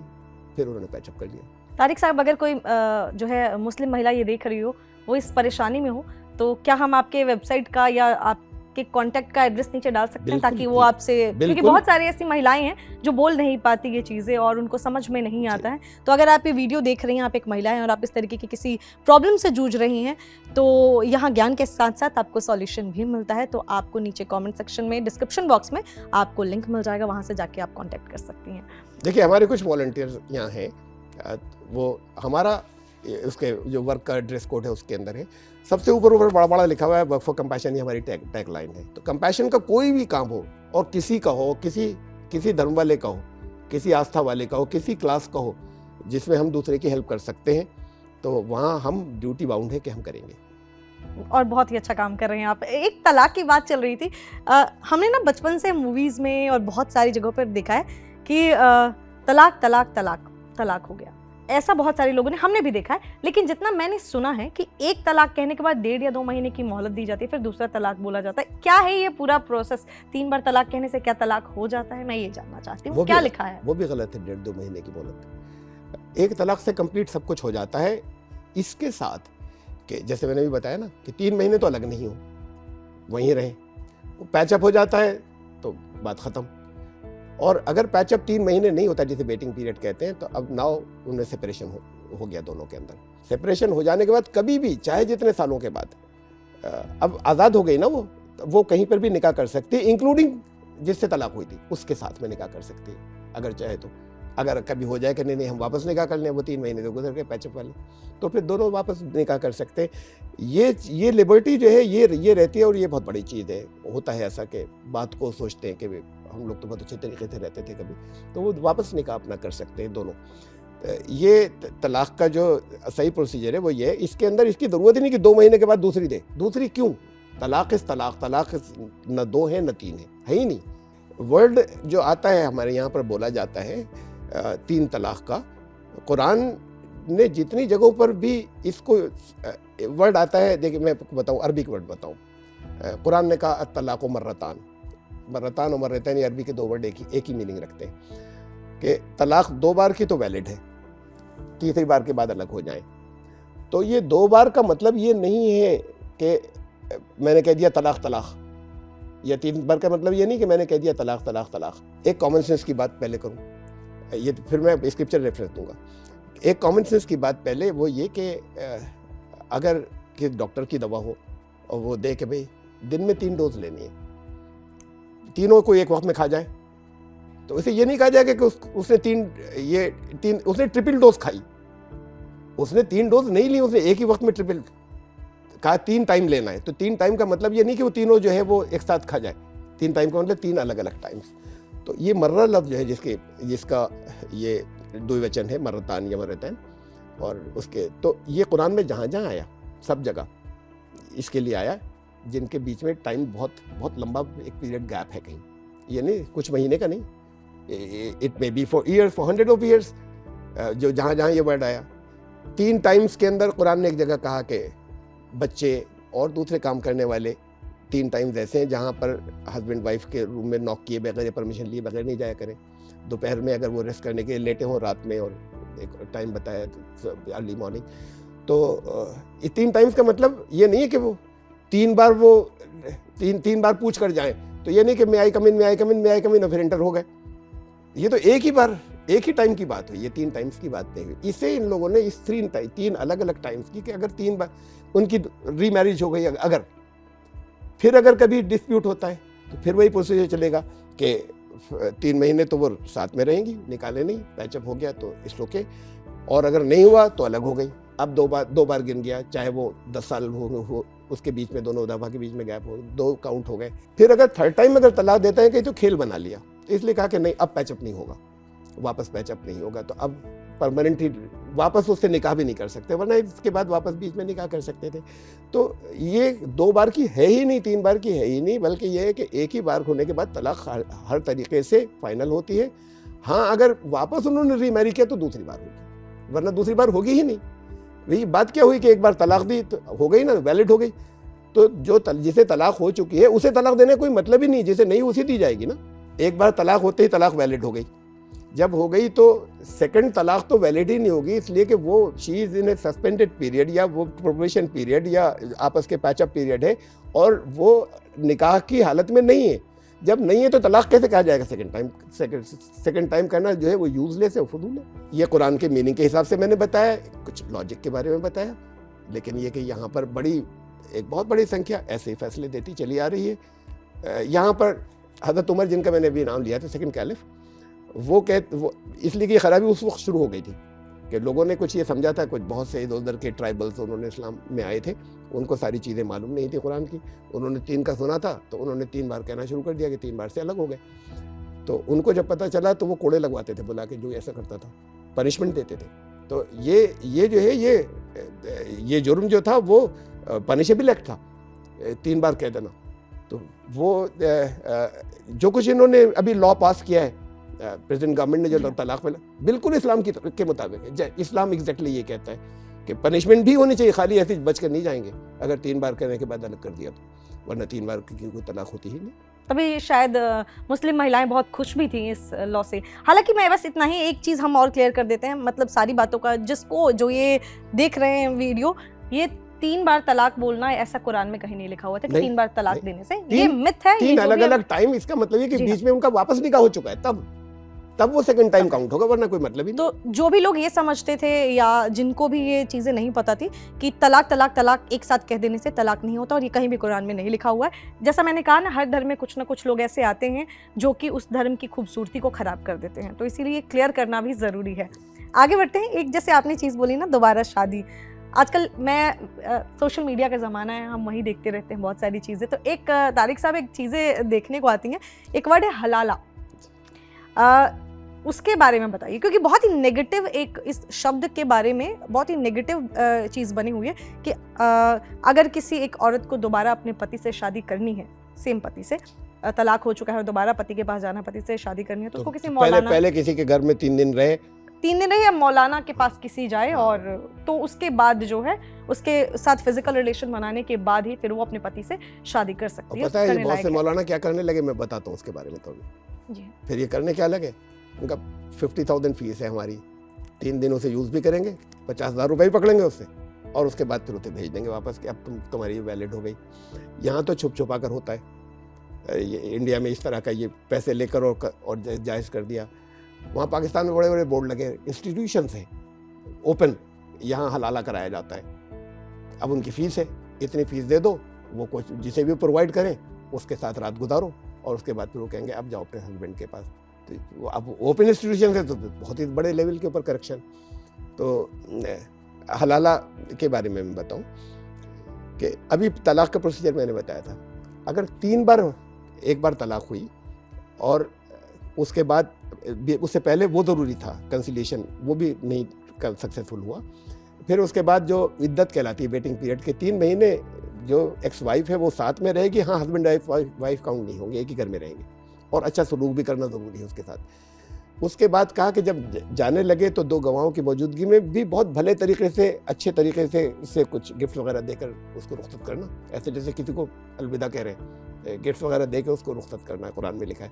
तो अब अलग हो गए। अब वो कोई लिमिट नहीं है कितने वक्त के बाद, अगर वो दोनों फील करते हैं कि हम दोनों निकाह कर लें, कोई किसी तरह की कोई पाबंदी नहीं, दोनों फिर निकाह कर लें और फिर वो हस्बैंड वाइफ। ऐसा 2 बार हो सकता है, लेकिन 2 बार ऐसा हुआ, दोबारा फिर झगड़े शुरू हो गए सेकंड टाइम, और फिर पैचअप जो है वो हुआ। अब तीसरी बार फिर ऐसे ही हो गया। उनका ये हंसी खेल बना लिया इन्होंने। तब उसको फर्स्ट वाइफ से दोबारा निकाह करने की परमिशन नहीं है। थर्ड, अगर 3 बार ऐसा हुआ लाइफ में, ये 3 बार प्रैक्टिकली होगा ही नहीं किसी की ज़िंदगी में, आएगा ही नहीं, लेकिन रख दिया है एहतियातन। तो अब अगर उसको दोबारा वो अपने जो हस्बैंड था उसके साथ निकाह करने की ज़रूरत नहीं, वो आज़ाद कहीं और कर ले। अगर कर ले कहीं और, इनकेस अगर वो कर ले और वहाँ पैचअप नहीं हुआ, करेंगे इसी नियत के साथ में कि हमें ज़िंदगी भर साथ में रहना है, इस नियत के साथ में वो निकाह वैलिड ही नहीं होगा कि 1 दिन रहना है या 2 दिन रहना है या 2 महीने रहना है, निकाह ही वैलिड नहीं होगा। तो अब इस नियत के साथ दोनों निकाह करेंगे कि हमेशा ज़िंदगी गुजारनी है। अगर कभी उनका डिस्प्यूट हुआ आपस में, तो पहले सब लोग समाज ये पैचअप कराएगा कि नहीं हो तलाक, ये ज़रूरी है, मीडिएशन होगा। और फिर भी अगर वो नहीं हो सका कि नहीं साथ में ज़िंदगी गुजर रही, तो वो भी ऐसी एक तलाक देगा। ये विमेन इज़ फ्री, तो फ्री में सब कुछ शामिल है, चाहे जिससे निकाह कर ले, अपने सेकंड हस्बैंड से चाहे तो दोबारा कुछ दिनों बाद कर ले, किसी और से कर ले, और उसमें ये भी शामिल है अब के उस पहले वजह से कर ले। इसे प्लान नहीं किया जा सकता, ये तो व्यभिचार है, ये फॉर्निकेशन है, ये तो करप्शन है, बहुत ही corruption of the highest order के उसको प्लान करके। और मैं तो एक चैलेंज देता हूँ इन सारे लोगों को, इनमें से किसी काजी के पास कोई चला जाए, सिर्फ ये नहीं बताए कि पहले से कि हम इसलिए कर रहे हैं, जाने किसी काजी के पास, किसी मुफ्ती के पास चला जाए, कोई मुसलमान जाकर कहे कि मैं 3 दिन के लिए एक औरत से, एक लेडी से निकाह करना चाहता हूँ 3 रातों का, तो वो कहेगा ला हौल वला कुव्वत। सुन्नी मेजॉरिटी 90% सुन्नी इंडिया में, ओवरऑल वर्ल्ड में सुन्नी शिया जो 2 बड़े सेक्ट हैं, उनके अंदर 75% ऑल ओवर वर्ल्ड सुन्नी है और इंडिया में 90% सुन्नी है। तो मुफ्ती साहब कहेंगे लाओ क्या ये क्या है, ये तो शियों के जायज़ है, ये बिल्कुल जायज़ नहीं है, हराम नहीं, मुमकिन नहीं है, तुम पहले से इंटेंशन करके नहीं कर सकते। ये फतवा देंगे, ले ले फतवा, और किसी मुफ्ती से ले ले दुनिया की, सुन्नी मुफ्ती से। और वही लोग ये कह देते हैं साथ में, जब इसकी बात आती है तलाक की, कि किसी के साथ नियत नहीं हो, इंटेंशन ये हो कि 1 रात या 2 रात या 3 रात के बाद वो तलाक दे देगा, तो ये तो दिखावा हुआ, ये मैरिज ही नहीं हुई। जब वो मैरिज नहीं हुई तो वो मैरिज डिसोल्यूशन भी नहीं हुआ, और जब वो मैरिज डिसोल्यूशन नहीं हुआ तो फर्स्ट वाइफ के लिए, फर्स्ट हस्बैंड के लिए जायज़ भी नहीं हुई, कुछ भी नहीं हुआ इसके अंदर से, और ये सिर्फ और सिर्फ व्यभिचार हुआ। तो यानी कि जैसे हर धर्म में कुरीतियाँ होती हैं, उसी की चर्चा हम हमेशा करते हैं। तो मतलब ये जो हलाला शब्द है और जो इसका ये बना के रखा हुआ है लोगों ने, वो गलत है, वो कहीं भी लिखा हुआ नहीं है। वर्ड हलाल इसलिए आया है उस जगह पर कि जब सेकंड हस्बैंड भी किसी वजह से उनका पैचअप नहीं हो, समाज यही कोशिश करेगा कि उन्हीं के साथ रहें। अगर नहीं हुआ तो फिर वो हलाल, वो औरत, मतलब ये हलाल का मतलब परमिटेड, हलाल का मतलब ये है, तो वो हलाल वर्ड इसलिए आया कि फिर ये परमिटेड है कि वो किसी से भी निकाह करे तो फिर फर्स्ट हस्बैंड से भी कर सकते हैं, इसलिए हलाल वर्ड है, उससे हलाला बनाया। हलाला बना है, लेकिन ये जो बीच का जो की चीज़ें हैं, मौलाना मुफ्ती जो इन लोगों ने अपने आप को जोड़ लिया उसमें, ये गलत है। गलत है, ये हलाला नहीं, हरामकारी है, ये व्यभिचार है, और इसको बाय फोर्स ख़त्म होना चाहिए। इनको पनिशमेंट मिलना चाहिए। ये जो एक करप्शन जो फैला हुआ है जगह जगह, और कुछ चीज़ें जो है वो सामने बहुत सी लोगों की बात की सामने आ भी गई कि वो अपने पास रखने के बाद वो पैसे भी पकड़ते हैं और फिर अय्याशी करते हैं और फिर वापस भेज देते हैं। तो इनको सबको जेल में होना चाहिए। तो ये भी सवाल आपने बहुत ही अच्छे, आपसे बात करके तारिक साहब मैं कहना चाहूँगी बीच इंटरव्यू में ही कि आपसे बात करके एक अच्छी चीज़ ये है ना कि आप बहुत सारे लोग आते हैं और उनको ऐसा लगता है कि देखो ये हमसे ऐसे सवाल हमारे धर्म के बारे में क्यों पूछ रहे हैं। तो जैसे मैं बार बार कह रही हूँ कि हर धर्म में कुरीतियाँ होती हैं और हम उसकी चर्चा करते हैं। ऐसा नहीं होती कुरीतियाँ, हर धर्म में, ये धर्म के मानने वाले कुरीतियाँ डाल देते हैं। जी हाँ, हर धर्म की तो बड़ी साफ सुथरी चीज़ होती है, तो हम उसकी चर्चा करते हैं। और आप जिस तरीके से हर एक चीज़ को क्लियर कर रहे हैं ये बड़ी ही अच्छी चीज़ लग रही है मुझे। इसीलिए हमने जो भी इतने सेंसिटिव सवाल भी मैं पूछ रही थी, लेकिन कोई सवाल सेंसिटिव कभी होता ही नहीं। ये आपकी सोच है, क्योंकि बहुत सारे लोग ये जवाब देने वाले बिगड़ते हैं। जब किसी को जवाब नहीं आता तब भड़कता है वो, जब उसे जवाब नहीं मालूम होता या जवाब नहीं देना चाहता, वरना दुनिया का कोई सवाल सेंसिटिव नहीं होता। बहुत बहुत शुक्रिया, आगे बढ़ते हैं। अब हम आ जाते हैं, हमने बहुत सारी चीज़ें ये सब डिस्कस कर ली। गज़वाए हिंद क्या है ये मैं जानना चाहूँगी। ये शब्द भी मैं बहुत बार बार सुन रही हूँ, ये क्या है? बहुत शॉर्ट बताता हूँ मैं, लेकिन फिर टॉपिक बड़ा है ये तरह। गज़वा कहते, दो तरह की वार्स जो है वो कहलाती हैं, और वार्स भी ये है कि वार्स का कॉन्सेप्ट अलग है। अगर वो जिहाद का टॉपिक आएगा तो मैं बताऊँगा कि कभी कभी वार नेसेसरी हो जाती, किसी दूसरे ने हमला किया या कोई और ऐसे रीजन हो सकते हैं। तो दो तरह की वार्स थी। एक वार वो थी, एक तरह की वो थी जिसमें प्रॉफिट खुद जाते थे और लीड करते थे, और दूसरी तरह की होती है जहाँ वो कुछ एक बटालियन या कोई छोटा थी वो भेज देते थे कि जाओ तुम लोग, और एक कमांडर बना दिया उसका। ये जितनी वार जिसमें प्रॉफिट खुद जाते थे ये गज़वा कहलाती थी। जिसमें खुद नहीं जाते तो उसे गज़वा नहीं कहते, उसके लिए वर्ड आता है सरिया। तो पहली चीज़ कि जिसमें प्रॉफिट खुद हो वो गज़वा है। अब ये गज़वे हिंद की जितनी बातें हो रही हैं, चाहे वो ऐसे हो रही हो, पाकिस्तान में से भी खूब चलाई आजकल, और फिर यहाँ पर भी खूब तरह तरह से जिन्होंने नहीं समझा उन्होंने फैलाई। ये बताओ पहले कि प्रॉफिट क्या आएंगे, वो लीड कर रहे होंगे तब तो गज़वा होगा, वरना गज़वा कहाँ से होगा? कैसा गज़वा हिंद? 2 हदीसें आई हैं, 3 4 5, वो तो सब, अब ये तो लंबा स्कॉलरली डिस्कशन हो जाएगा कि मैं बताऊँ कि बाकी सब तो गलत है। उनमें से 2 ऐसी जिन्हें कहा जा सकता है कि हाँ शायद ये सही होंगी। एक उसके अंदर से ट्रेडिशन या रिवायत कहते हैं उसे हदीसों को, कि एक रिवायत, ये एक कथन तो ये है कि उन्होंने कहा, सौबान मौला थे कि वाद, एक हज़रत अबू हुरैरा से, इन 2 से रिवायत है। अबू हुरैरा ने कहा वाद अल्लाह रसूलुल्लाह सल्लल्लाहु अलैहि वसल्लम गज़वतुल हिंद, अल्लाह के रसूल ने हमसे गज़वा हिंद का वादा किया है, और उसमें ये था कि मैं अगर शरीक हूँगा तो बहुत बड़ा मतलब गाजी हूँगा, बड़ा जहन्नम का उसके जन्नत के अंदर उसके ऐसे जाऊँगा, और अगर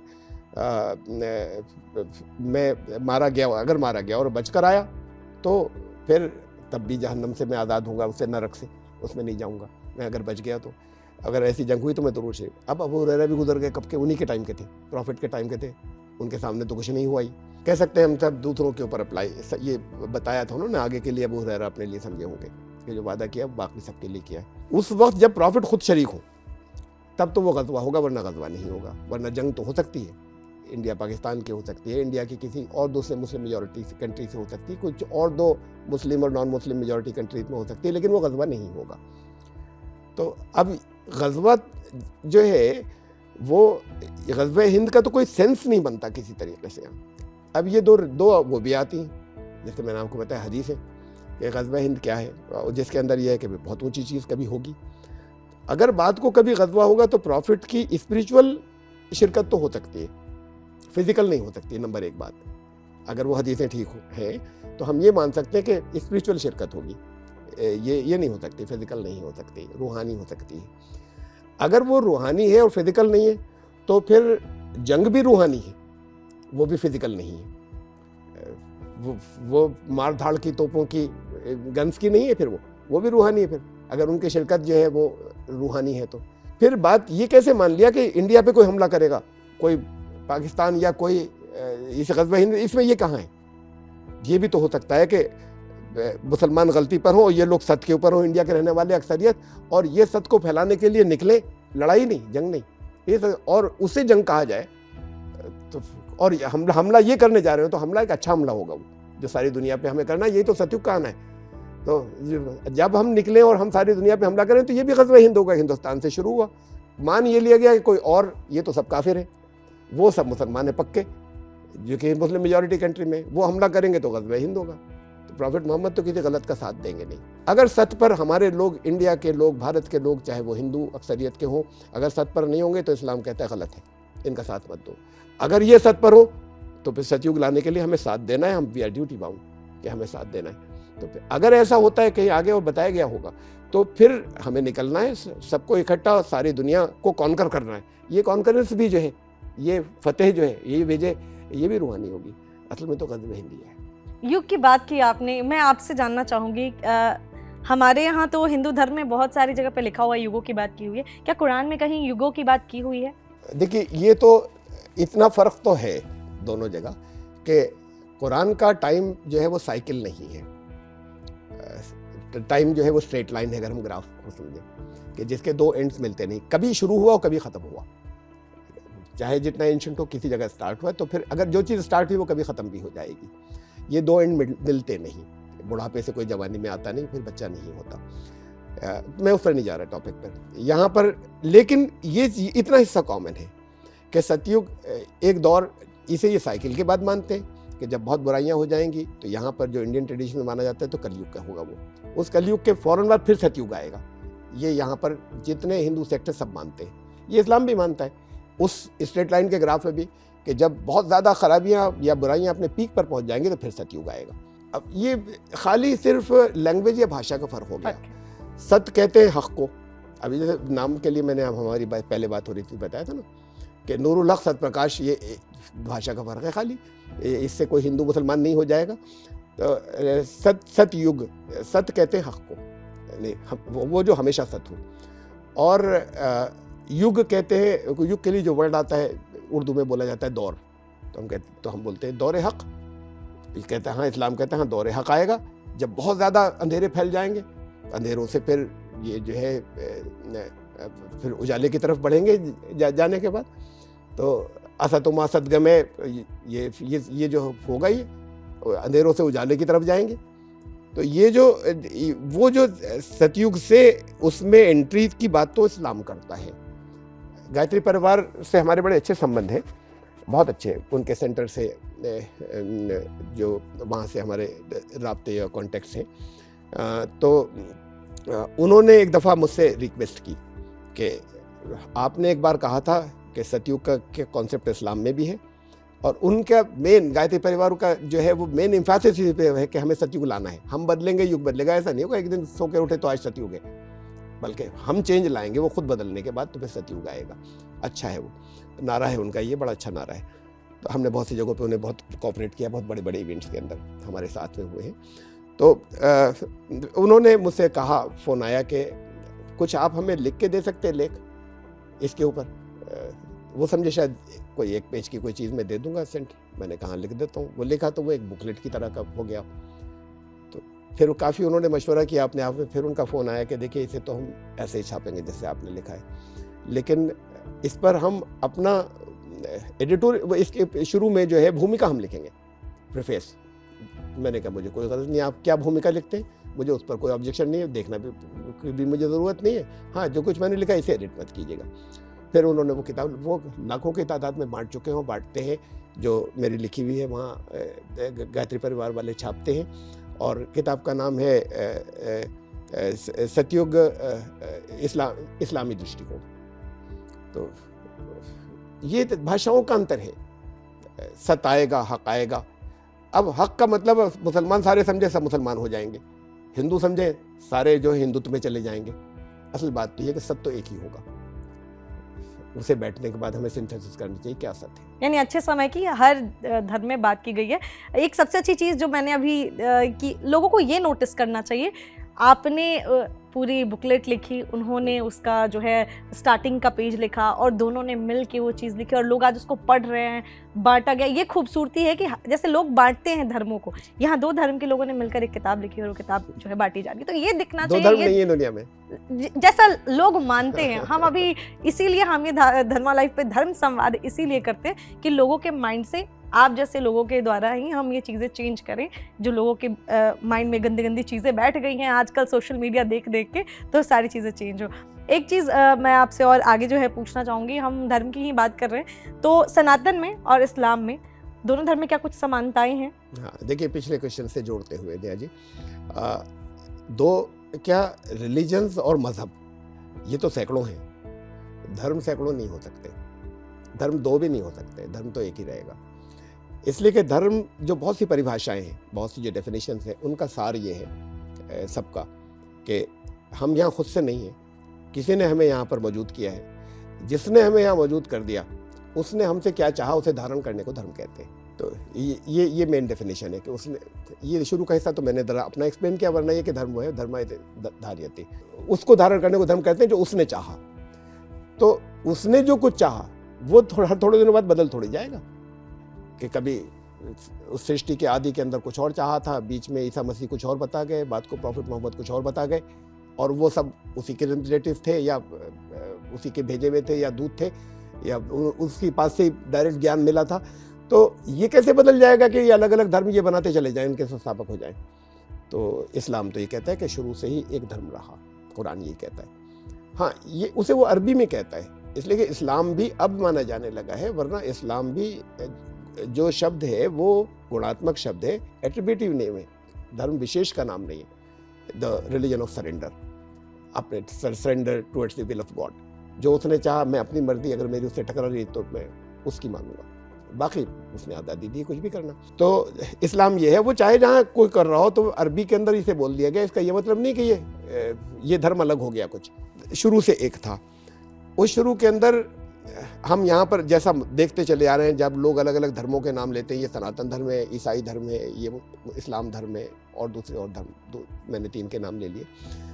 तो ये धर्म बहुत से नहीं हो सकते। अब शुरू में सनातन धर्म जैसे ऐसा समझा जाता है या माना जाता है, कहा जाता है हाँ प्राचीन है। तो कुरान क्या कहता है, मैं सिर्फ बता रहा हूँ कि उसका अंतर शब्दों का, यानी लैंग्वेज का खाली, वहाँ पर यहाँ जो ज्ञान आया वो संस्कृत में आया, अरब के अंदर प्रॉफिट मोहम्मद पे जो ज्ञान आया वो अरबी में आया। कुरान कहता है, इसे पहले ये बता दूंगा, कुरान कहता है कि वलिकुल्ली उम्मतिन रसूल, हर बड़ी नेशन के अंदर प्रॉफिट्स आए। तो फिर जब ये कह दिया जनरल हर एक जगह है, तो यहाँ भी आए भारत में। एक बात तो मुसलमानों को माननी पड़ेगी अगर इस कुरान को मानेंगे तो, कि यहाँ पर भी आए प्रॉफिट्स। फिर दूसरी चीज़ ही साथ में एक जगह कुरान ने एक उसूल बताया, सूरह 14 के अंदर है कि वमा अरसलना मिन रसूल इल्ला बिलिसानि कौमी। जहाँ पर भी, जिस नेशन में भी कोई प्रॉफिट भेजा गया, वो वहाँ पर वो मैसेज उन्हीं की लैंग्वेज में लेकर गए जो वहाँ बोली जाती थी, लियुबय्यिन लहुम, ताकि लोगों को समझा सके। तो इसलिए यहाँ जो कोई आए वो संस्कृत में लाए। ये फिर इसे मुसलमानों को मानना पड़ेगा, नंबर 1 बात कि यहाँ ईश्वरीय ज्ञान आया, प्रॉफिट आए। नंबर 2, जो कुछ भी आया वो संस्कृत में आया।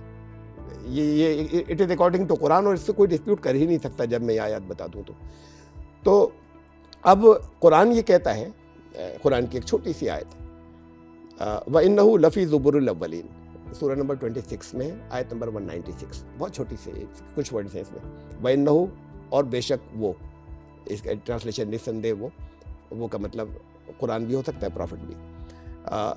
लफ़ी ज़ुबुरुल अव्वलीन, फ़ी माने में, ज़ुबुरुल अव्वलीन, अब ये आ रहा है कीवर्ड। अब ज़ुबुर का मतलब है स्क्रिप्चर्स, एक नहीं, कलेक्शन ऑफ स्क्रिप्चर्स, प्लूरल है ये, बहुवचन। जैसे ग्रंथ कहें हम तो ग्रंथा संस्कृत में कहेंगे, तो ज़ुबुर।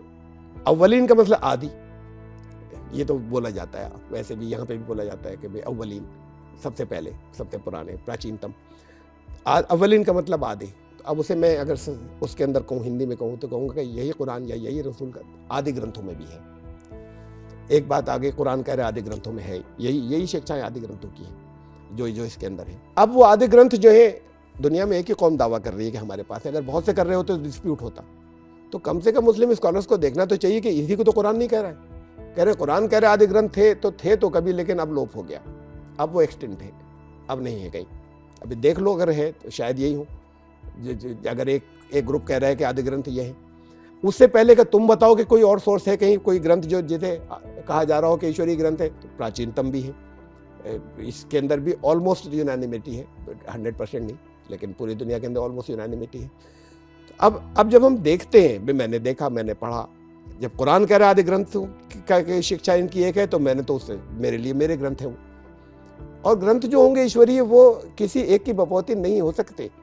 ना वेद ब्राह्मण की बपौती हो सकते हैं, और ना मुसलमानों के जो मुसलमानों के घर पैदा होने वालों की ठेकेदारी कुरान पर हो सकती है। अगर खुदा का कलाम, अगर ईश्वर वाणी है तब।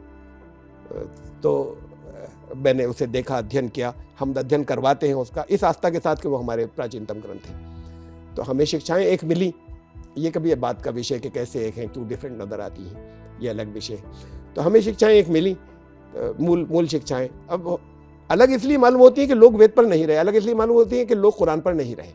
तो फिर ये तो अलग अलग इन्होंने अपने मजहब बना लिए, रिलीजन्स बना लिए। ये धर्म है ही नहीं जो प्रेजेंट नज़र आते हैं, न ये सनातन धर्म है जो हिंदू में नज़र आता है, और न ये इस्लाम है जो मुसलमानों में नज़र आता है। वरना स्क्रिप्चर्स की तो एक सीरीज़ है, ये एडिशंस हैं। वो फर्स्ट एडिशन था ये बात का एडिशन है कुरान, तो जो जिसकी मूल शिक्षाएं एक ही हैं। हाँ, समय के साथ बात चीज़ें उसके ऊपर एक्ट करने की अमल कैसे करें वो चेंज होती रही, होनी भी चाहिए। धर्म एक रहा शुरू से लेकर यहाँ तक। तो मैं तो अलग एलानिया आज नहीं, एक ज़माने से मैं कहता चला हूँ। और जब कुरान कह रहा है, एक वर्ड कुरान ने यूज़ किया, ये इस्लाम, एक आयत के अंदर, ज़ालिका दीनुल क़य्यिम, ये इस्लाम दीन क़य्यिम है। इसका भी ट्रांसलेशन सुन लीजिए। दीन कहते हैं धर्म को, रिलीजन को नहीं। मज़हब अलग वर्ड है, मज़हब इज़ रिलीजन। दीन कहते हैं धर्म को, बिल्कुल इसका पर्यायवाची है, बिल्कुल इसका सिनोनिम। दीन क़य्यिम, और क़य्यिम कहते हैं वो जो हम सदा से कायम हो, हमेशा से कायम, स्थापित, और सदा से चले आ रहे को कहते हैं संस्कृत में सनातन, शाश्वत, सनातन शाश्वत। तो सनातन धर्म या शाश्वत धर्म, इसका एग्जैक्ट लिटरल ट्रांसलेशन है दीन क़य्यिम का। कुरान कह रहा है कि ये सनातन धर्म है, हम उसका सही ट्रांसलेशन नहीं करते, तो इसलिए लोग एक दूसरे को रेफर नहीं कर पाते, एक दूसरे से करीब नहीं हो पाते। तो मैं तो ऐलान कुरान की बेसिस पर, अपनी किसी उस पर नहीं, कुरान के सही ट्रांसलेशन की बेसिस पर मैं तो ऐलान करता हूँ मैं सनातन धर्मी हूँ। और माफ़ कीजिएगा नेहा, आप और दूसरे हमारे जो यहाँ पर कैमरामैन स्टाफ है, कि मुझे नहीं पता आपने कितना वेद पढ़ा है और आप कितना नाम आप खाली सुना है या पढ़ा भी है। करोड़ों वो लोग जो अपने आप को सनातन धर्मी कहते हैं, दुनिया में आते हैं और चले जाते हैं, उन्होंने दर्शन तक नहीं किए होते, देखा तक नहीं होता है। और जिसने अध्ययन किया है, अपना समझ कर किया है, प्रचार भी करता है, तो सनातन धर्मी मैं हूँ या आप? ये तो खाली दावे हो गए, असली सनातन धर्मी तो मैं हूँ। क्या मोहम्मद साहब से पहले अरब में महादेव की पूजा होती थी? बहुत सारे लोग ये वीडियो बनाते हैं और मैंने बहुत ही ज़्यादा इंस्टाग्राम पे कि वहाँ पे महादेव थे, शिव जी थे, तो क्या इस बात में सच्चाई है? देखिए, मैंने सारे, सिर्फ वेद ही नहीं, मैंने सारे 108 उपनिषद भी पढ़े हैं, और उसमें से फिर एक दिन बैठने के बाद मैंने वर्ड शिव जो है, नहीं वर्ड लिंक, उसको सारे में निकाला कि कितनी जगह पर वेद में और कितनी जगह पर आया, मेरे पास है कितनी जगह पे लिंक वर्ड वहाँ आया। विदाउट एक्सेप्शन, बगैर किसी इस्तिस्ना के, लिंक वर्ड वेद और सारे उपनिषदों के अंदर 108 उपनिषद जहाँ जहाँ आया, उसका मतलब है साइन, निशानी, प्रतीक, नंबर 1। नंबर 2, शिव। शिव जैसे शिवलिंग बोला जाता है ना जी। तो नंबर ये लिंग की बात की है। शिव वेदों में एक ईश्वर का के एक गुण का नाम है। ब्रह्मा उसके पैदा करने के गुण का नाम, शिव उसके संहार करने का गुण का नाम, उसके पालन पोषण करने के गुण का नाम, विष्णु। ये अलग अलग नहीं है, ये 3। जैसे मुसलमान ये कहते हैं कि कोई किसी ने कहा खालिक वो है, पैदा करने वाला, राज़िक वही है, मालिक वही है, तो ये कोई नहीं समझता अलग अलग को कह रहे हैं। लेकिन ये पुराना बहुत है, तो दरअसल डिस्टॉर्शंस हो गए और लोग ये समझते हैं ये अलग अलग हैं। कोई ये उसके गुणों के नाम थे, उसके एट्रीब्यूट्स के नाम थे शिव। तो उसी एक ईश्वर के, उसी एक परमेश्वर के गुणों का नाम जो था वो शिव था, जिसे महादेव कहने लगे। तो शिव जो है, शिव लिंक, इसका मतलब मैं अरबी में ट्रांसलेशन करूं, लिंक, प्रतीक, साइन, चिन्ह, इसके लिए अरबी में वर्ड आता है आयत, इसके एग्जैक्ट मीनिंग। और मैं उसे ये कहूँ कि एक ही मालिक के एट्रीब्यूट का नाम है, उस मालिक को अरबी में कहते हैं मसलन अल्लाह कहते हैं मुसलमान, तो आयतुल्लाह, ये उसका ट्रांसलेशन हुआ, अल्लाह की निशानी, ये एक ईश्वर की निशानी या उसका चिन्ह, प्रतीक। तो वो वहाँ पर जो ब्लैक स्टोन है, या जैसे संग अस्वद कहते हैं, वो है आयतुल्लाह और वो है शिवलिंग, ये दोनों एक ही मीनिंग है। तो अब इस पर तरह तरह की स्टोरीज चल पड़ती हैं और तरह तरह के डिस्प्यूट्स हो जाते हैं इस मीनिंग में। अगर हम लिंग का अर्थ कुछ और ले लग जाए, जो बात को बदल गया बहुत से पुराणों के अंदर, तो फिर वो कुछ और चीज़ें हो जाती हैं कथाओं के साथ में। आप अगर कुछ और की बात कर रहे हैं, मैं आपको तारिक साहब एक बात बताती हूँ। आजकल मैंने हाल ही में एक वीडियो देखा है, ऐसा कहा जा रहा है कि दुबई में मंदिर बन गया, इसीलिए वहाँ बाढ़ आ गई। ये ज़रा क्लियर करेंगे आप लोगों को, क्योंकि ये बहुत वायरल हो रही है वीडियो कि अब कहर है, ये अल्लाह का कहर है कि इसीलिए वहाँ बाढ़ आ गई है और इतना त्राहिमाम चल रहा है। अल्लाह का कहर वहाँ आता है जहाँ बहुत फ़ौरन नहीं, बहुत ज़माने के बाद लोगों को समझाया जाता रहे, बताया, कुरान ये कहता है, बताया जाता रहे सही बातें, और उसके बाद फिर वो करप्ट होते चले जाए और सही ना हो तो फिर वहाँ पर अल्लाह का कहर आता है, जिसे अजाब कहते हैं। इसलिए नहीं आता कि वहाँ पे कोई मंदिर बन गया, इसलिए अल्लाह का कहर नहीं आता कि वो मंदिर बन जाने से।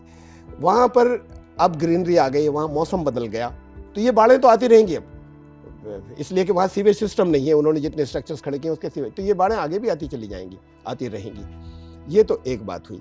तो अब उसको इससे जोड़कर, मन के अंदर संकीर्णताएं होती हैं तो वो इससे जोड़कर करते हैं, उनका अच्छा नहीं लगा उन्हें कि भी वहाँ पे मंदिर बना। जिन लोगों को कुरान ये कहता है कि इबादत गाहों के बारे में, किसी भी धर्म की हो, तो कुरान की आयत, कुरान की सूरह नंबर 22 आयत नंबर 40, तो उसके अंदर कुरान ये कहता है कि अगर तुमने दूसरों की इबादत गाहें, पूजा स्थल तोड़े, तो फिर समय के साथ में अल्लाह जो है वो पावर बदल देगा, तुम्हारी सत्ता बदल देगा, अगर तुमने ये शुरू कर दिया तो कुरान कहता है कि उसके अंदर ये मैंने आयत का नंबर आपको बताया। तो ये तो खुद कुरान कह रहा है कि मना है, और उसके बाद जहाँ पर नाम लिया उसने, मस्जिद, मठ, सिनेगॉग्स और चर्चेस, जहाँ नाम लिया आयत के अंदर, वहाँ पर साथ में ये कहा कि युस्करु फी अस्मिल्लाह कसीरा, इन सब में अल्लाह उसी का नाम लिया जाता है,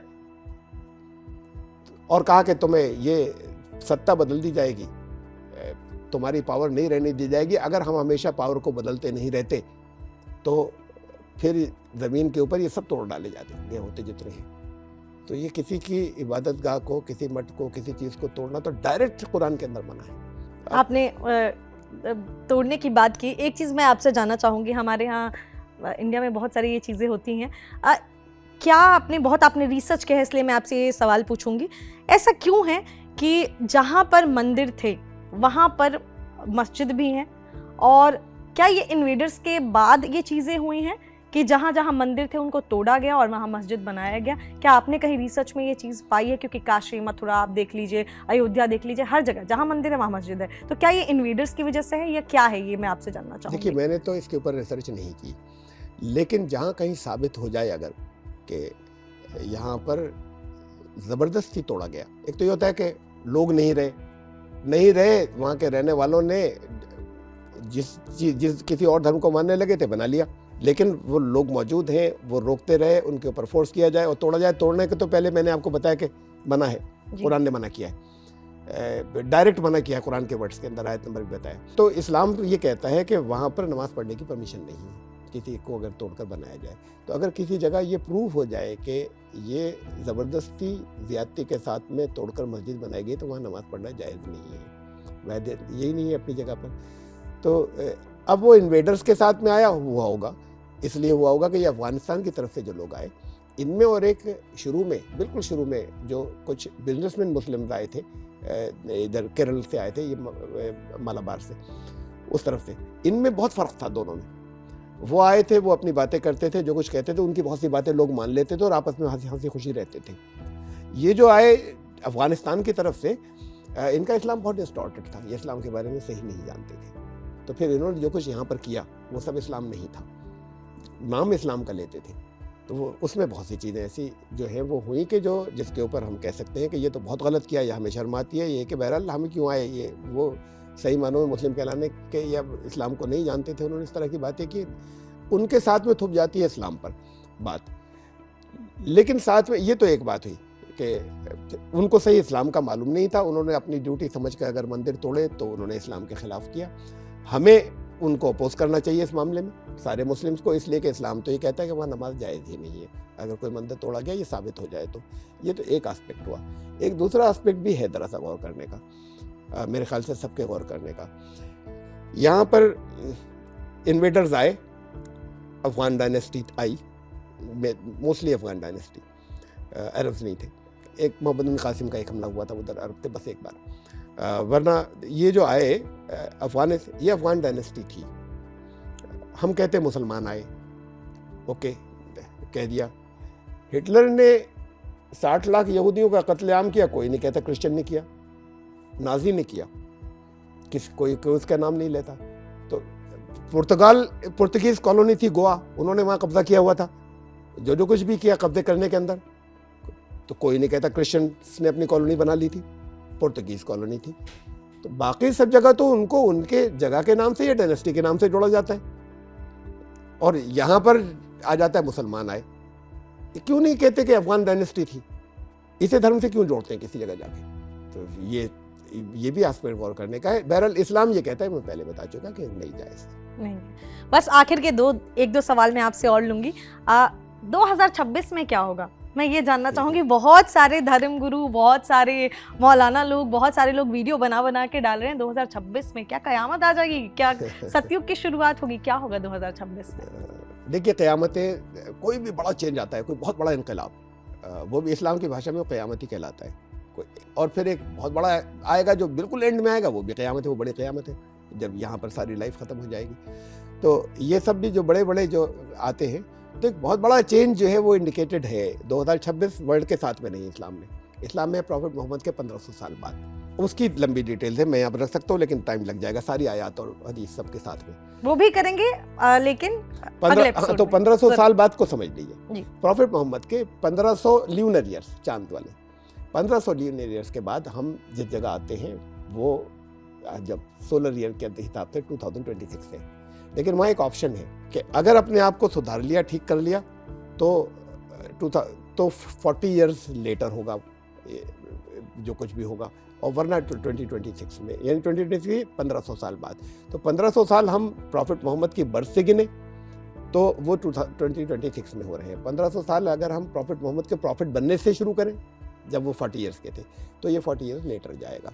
ये 2 लैंडमार्क्स दिए हुए हैं, जिसमें डिपेंड इस पे करता है कि हम चाहे वो मुसलमान कहलाने वाले हैं, चाहे वो हिंदू कहलाने वाले हो, हम लोग जो है वो हमारे एटीट्यूड क्या हैं और हमारे कैरेक्टर्स क्या हैं, उसके हिसाब से एक बड़ा रेवोल्यूशन या इनकलाब, और उसको मैं समझता हूँ सतयुग का आना है वो, कि या 2026 या 2065, यानी 65 का मतलब ये तो 40 साल नहीं हुए, 39 ईयर्स हुए, लेकिन ल्यूनर ईयर छोटा होता है सोलर ईयर से।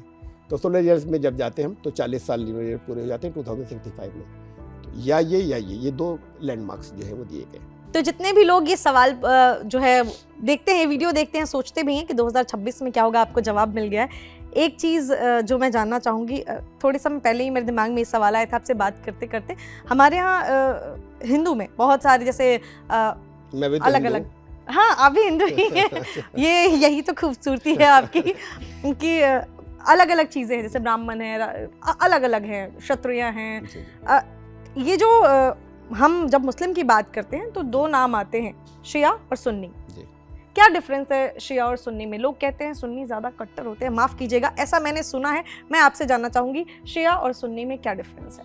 देखिए, कट्टर वाली बात तो रहने दें कि सुन्नी ज़्यादा कट्टर होते हैं या शिया ज़्यादा कट्टर होते हैं, नंबर 1। नंबर 2 बात, मैं अपने बारे में और मेरे जितने साथ में जो ज्ञान फैला है और लोग मुझे पसंद करते हैं जितने, उन सब ने डिक्लेयर कर दिया हम न शिया है न सुन्नी है, वी आर जस्ट मुस्लिम्स।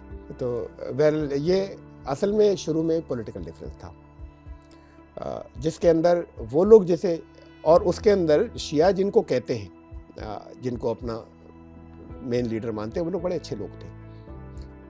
और गवर्नमेंट्स जो दूसरों की आई, बनो मैया और दूसरे बात को, एक डायनेस्टीज थी, वो कुछ ज़्यादा अच्छे लोग नहीं थे, मेजॉरिटी इनकी थी, वो दबे रहे जो अहले बैत थे या प्रॉफिट मोहम्मद की फैमिली के लोग थे, दबे कुचले रहे। जब भी कहीं ज़्यादा लंबे अरसे तक कोई दबा कुचला रहता है तो कुछ सीक्रेट मूवमेंट ज़रूर चलते हैं, अंदर से कोशिश करते रहते हैं कि इनको तो पावर में नहीं होना चाहिए, पावर अच्छे लोगों की होनी चाहिए।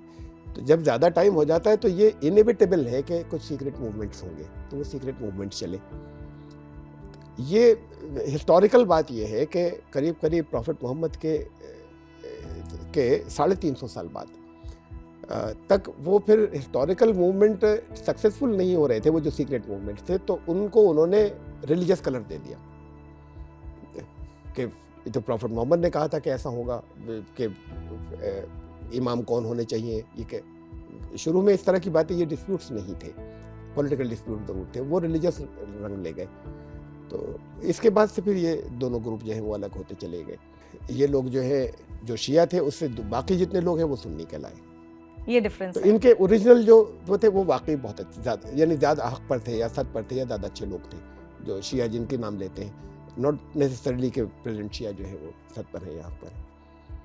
यानी मेजर डिफरेंस यही है, बाकी सारी चीजें सिमिलर इसकी वजह से बहुत सी चीज़ें बदल गई ना, कुछ फेथ में चीज़ें कुछ बदली गई, वो इसलिए दरअसल इस तरह मतलब एक बात यह है कि शिया चूंकि वो खुफिया रखी थी ना कुछ चीज़ें उन्होंने बीच में, अब ये तय कि भाई उन्होंने बगावत क्यों नहीं की। इमाम जाफ़र सादिक थे, उससे पहले हज़रत अली थे, बहुत बड़े थे। जब गवर्नमेंट्स दूसरों को मिली उन्होंने उनके हाथ के ऊपर क्यों बैत कर ली या उनके साथ में क्यों रहे, उनका साथ क्यों देते रहे, क्लेम क्यों नहीं किया कि रिलीजियसली तो हमें होना चाहिए। तो अब शिया ये मानते हैं कि उन्हीं को होना चाहिए था, शिया ऐसा मानते, मैं इसमें नहीं कह रहा कुछ कि उनको ही होना चाहिए था, लेकिन उन्होंने जब मेजॉरिटी ने जिन्हें पसंद किया उनको उन्होंने एग्री किया और उनके साथ में रहे वो। तो अब ये सारी चीज़ें जब एक्सप्लेन करना मुश्किल हो जाता है कि भाई उन्होंने तो ये किया था, तुम क्यों डिस्प्यूट कर रहे हो। तो फिर उसके बाद फिर उनको एक नया एक अकीदा जिसे कहने वो लाना पड़ता है, रिलीजियस एक तरह कि ये भी इस्लाम में इजाज़त है कि कहीं अपने धर्म को छुपा लिया जाए मसलहतों में।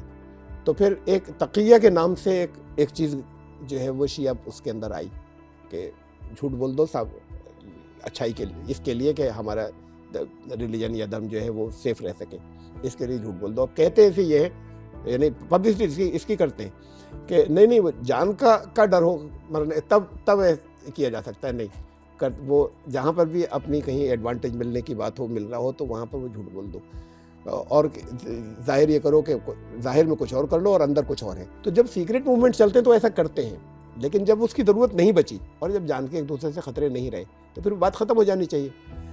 वो उसको बना दिया था फेथ का हिस्सा उस वक्त। तो इस तरीके से जैसे अब ये तकिया वाला पार्ट जो है शियों के अंदर एक्स्ट्रा आ गया और वो कहते हैं बड़ा सवाब होता है, मतलब पुण्य मिलता है जो तकिया करता है, और बहुत सी चीज़ें साथ में जोड़ते हैं कि कंपलसरी है। तो इस तरीके से बहुत सी और चीज़ें भी अलग अलग हुई हैं। अब 3 सवाल जाते जाते बहुत ही जल्दी से आपसे पूछ लेते हैं। पहला सवाल, आप तो वैसे जैसा कहते हैं हम आप हिंदू धर्म ही है, लेकिन जैसा सब लोग जानते हैं हिंदू धर्म नहीं है, जैसे सनातन जी सनातन धर्मी हूँ, हिंदू हूँ मैं, इसलिए कि हिंदुस्तान का रहने वाला हूँ। सनातन धर्म की खूबसूरती क्या है, आपको क्या सबसे अच्छा लगता है जो सनातन धर्म में लगता है? देखिए धर्म तो खूबसूरत है ही, सनातन धर्म और इस्लाम में मैं कोई मेजर डिफरेंस ही नहीं मानता, इसलिए अलग से सनातन धर्म को कोई बहुत खूबसूरत मैं कहूँ किसी दूसरे धर्मों के मुकाबले में, तो इसकी तो मैं बात नहीं करूँगा, इसलिए कि धर्म एक है। हम बहुत से धर्म मान के कंपैरिजन कर रहे हैं, लेकिन अगर हम इंडियन ट्रेडिशंस की बात करें तो जो प्राचीन ट्रेडिशंस यहाँ की चली आ रही हैं वो सबसे ज़्यादा जो सबसे अच्छी थी यहाँ की, वो यहाँ का सहिष्णुता और हर एक को अकोमोडेट करना और हर एक के साथ में मोहब्बत से रहना, ये जो यहाँ की जो प्राचीन, इसमें बड़ा फ़र्क आ गया है। अब ऐसा नहीं रहा इतना, अब भी नॉर्मल लोगों के अंदर, मेजॉरिटी के अंदर ऐसा ही है। तो ये सबसे बड़ी खूबी थी। सनातन की बात हो गई, इस्लाम धर्म की खूबसूरती क्या है ये जानना चाहूँगी। आप अगर अलग रख लें, ऐसे बहुत है, इसलिए कि ये भी सनातन धर्म की है, वो जो मैं इस्लाम की बताऊंगा सनातन धर्म की है, इसलिए अलग नहीं है ना। फिर भी कुछ खूबसूरती जो उसको बहुत ही अच्छा बनाती है, जैसे मैंने कहा ना हर धर्म में खूबसूरत बहुत है, मैं उसमें से बताऊं। मतलब इस्लाम ये कहता है कि अक्ल की बात करता है, विजडम यूज़ करने की, लॉजिक और रैशनल। जो चीज़ इर्रैशनल है वो इस्लाम की नहीं होगी, जिसे हम लॉजिकली कॉमन सेंस से प्रूव नहीं कर सकें, चाहे जितने ही लोगों से मानते चले आ रहे हो। तो इसलिए कि दुनिया में कोई दूसरी पुस्तक ऐसी नहीं है कुरान के मुकाबले में, कोई दुनिया में आज तक छपी ही नहीं, धार्मिक ही नहीं, सारी पुस्तकों को लेके, जिसमें अक्ल को या अपनी बुद्धि का प्रयोग या अपने हम विवेक का प्रयोग करने का इतनी बार कहा गया हो। मोर देन 50 टाइम्स कुरान ने कहा एक बुक के अंदर कि तो अकल नहीं इस्तेमाल करते, आगे जानवरों की तरह हैं, इन शर्रत दवाब है, इनका जितने कीड़े मकोड़े रेंगने वाले उनसे भी बुरे हैं वो लोग, सुम्मुम बुकुम लदी ला याक़िलून, ये जो गूंगो बहरो और अकल से काम नहीं लेते अपनी। तो इनके मानने वालों को जो इनके ये जो धार्मिक लीडर हैं, ये इनसे ये सिखाते ये है कि तुम्हें अकल नहीं यूज़ करनी है धर्म में तो तुम्हें जो हम कह रहे हैं वो मानना है, और कुरान कह रहा है तुम्हें अपनी अकल यूज़ करनी है, रैशनली समझ कर मानना है। तो अगर रैशनल पे आ जाए तो इनको सबको छोड़ देंगे, लेकिन इन्होंने फैलाया है कि धर्म में अकल नहीं चलेगी, धर्म में तो वो चलेगी ये आस्था की बात, तो आस्था बिना उसके नहीं होगी रैशनल। तो एक जगह थोड़ी कुरान ने कहा कि ये लोग सब नरक भोगी होंगे, वलक़द ज़राना लिजहन्नम कसीरा मिनल जिन्न वल इंस, बहुत से इनविजिबल बीइंग भी और ह्यूमन बीइंग्स भी, ये सब नरक में चले जाएंगे। लहुम क़ुलूबुन ला यफ़क़हूना बिहा, इनके मन दिल हैं लेकिन ये गौर व फिक्र नहीं करते, सोचते नहीं। लहुम आयुनुन ला युबसिरूना बिहा, आँखें हैं लेकिन नहीं देखते। लहुम आज़ानुन ला यस्मऊन, कान है लेकिन सही बात सुनते नहीं। तो उलाइका कल नाम, ये तो जानवर करते हैं ऐसा, तो कि ये उनसे भी गए गुजरे, लेकिन इनको तो लिबर्टी दी गई, जानवर के पास नहीं थी, इंस्टिंक्ट थी उनके पास। तो बलहुम अज़ल, ये उनसे भी ज़्यादा गए गुजरे लोग हैं जो अक्ल यूज़ नहीं करते। तो मुसलमानों ने या उनको समझाया ऐसे किया कि अक्ल मत करना। तो कुरान की एक बहुत, या इस्लाम की बहुत बड़ी ब्यूटी ये है, इस्लाम की है, मुसलमानों की नहीं, कि उन्होंने कहा कि रैशनल बात मानी जाएगी और इर्रेशनल जो है वो इस्लाम की नहीं होगी, ये बिल्कुल तय है। एक चीज़, स्वर्ग नरक की दोनों जगह ही बात की गई है, साथ ही साथ अच्छे कर्मों बुरे कर्मों की बात की ही गई है, फिर भी लोग पता नहीं क्यों ऐसी चीज़ें करते हैं। जाते जाते एक आखिरी सवाल, हाल ही में राम मंदिर का उद्घाटन हुआ था, मैं जानना चाहूँगी सैयद अब्दुल्ला तारिक साहब के लिए श्री राम क्या है? क्या मानते हैं आप श्री राम को? एक अच्छा बेटा, एक अच्छा पति, वैसे तो हर रोल में वो फिट थे और बहुत ही अच्छे थे, लेकिन आपके लिए श्री राम कौन है? परम आदरणीय, मर्यादा पुरुषोत्तम, अपने समय के उत्तम पुरुष। बहुत बहुत शुक्रिया, आपसे बात करके बहुत अच्छा लगा आज, और बहुत सारे लोगों ने ये वीडियो देखा होगा।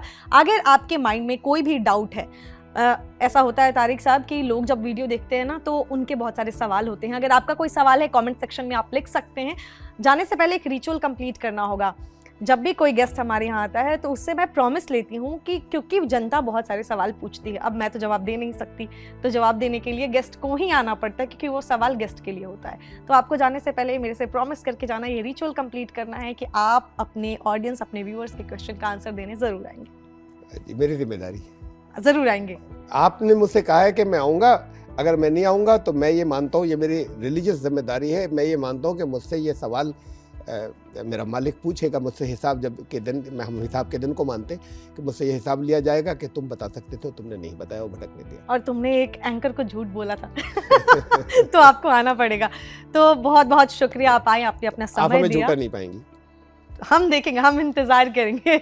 तो बहुत अच्छा लगा आपसे बात करके, और जितनी भी ऑडियंस से देख रही है मैं आपको बता दूं कि तारिक साहब को बहुत ही सारे यंगस्टर्स जो है अब्बू जी भी कहते हैं। आप सोचिए क्यों? क्योंकि इनकी बातें ऐसी हैं जिनसे कि आज की यूथ जो है वो इंस्पायर हो रही है।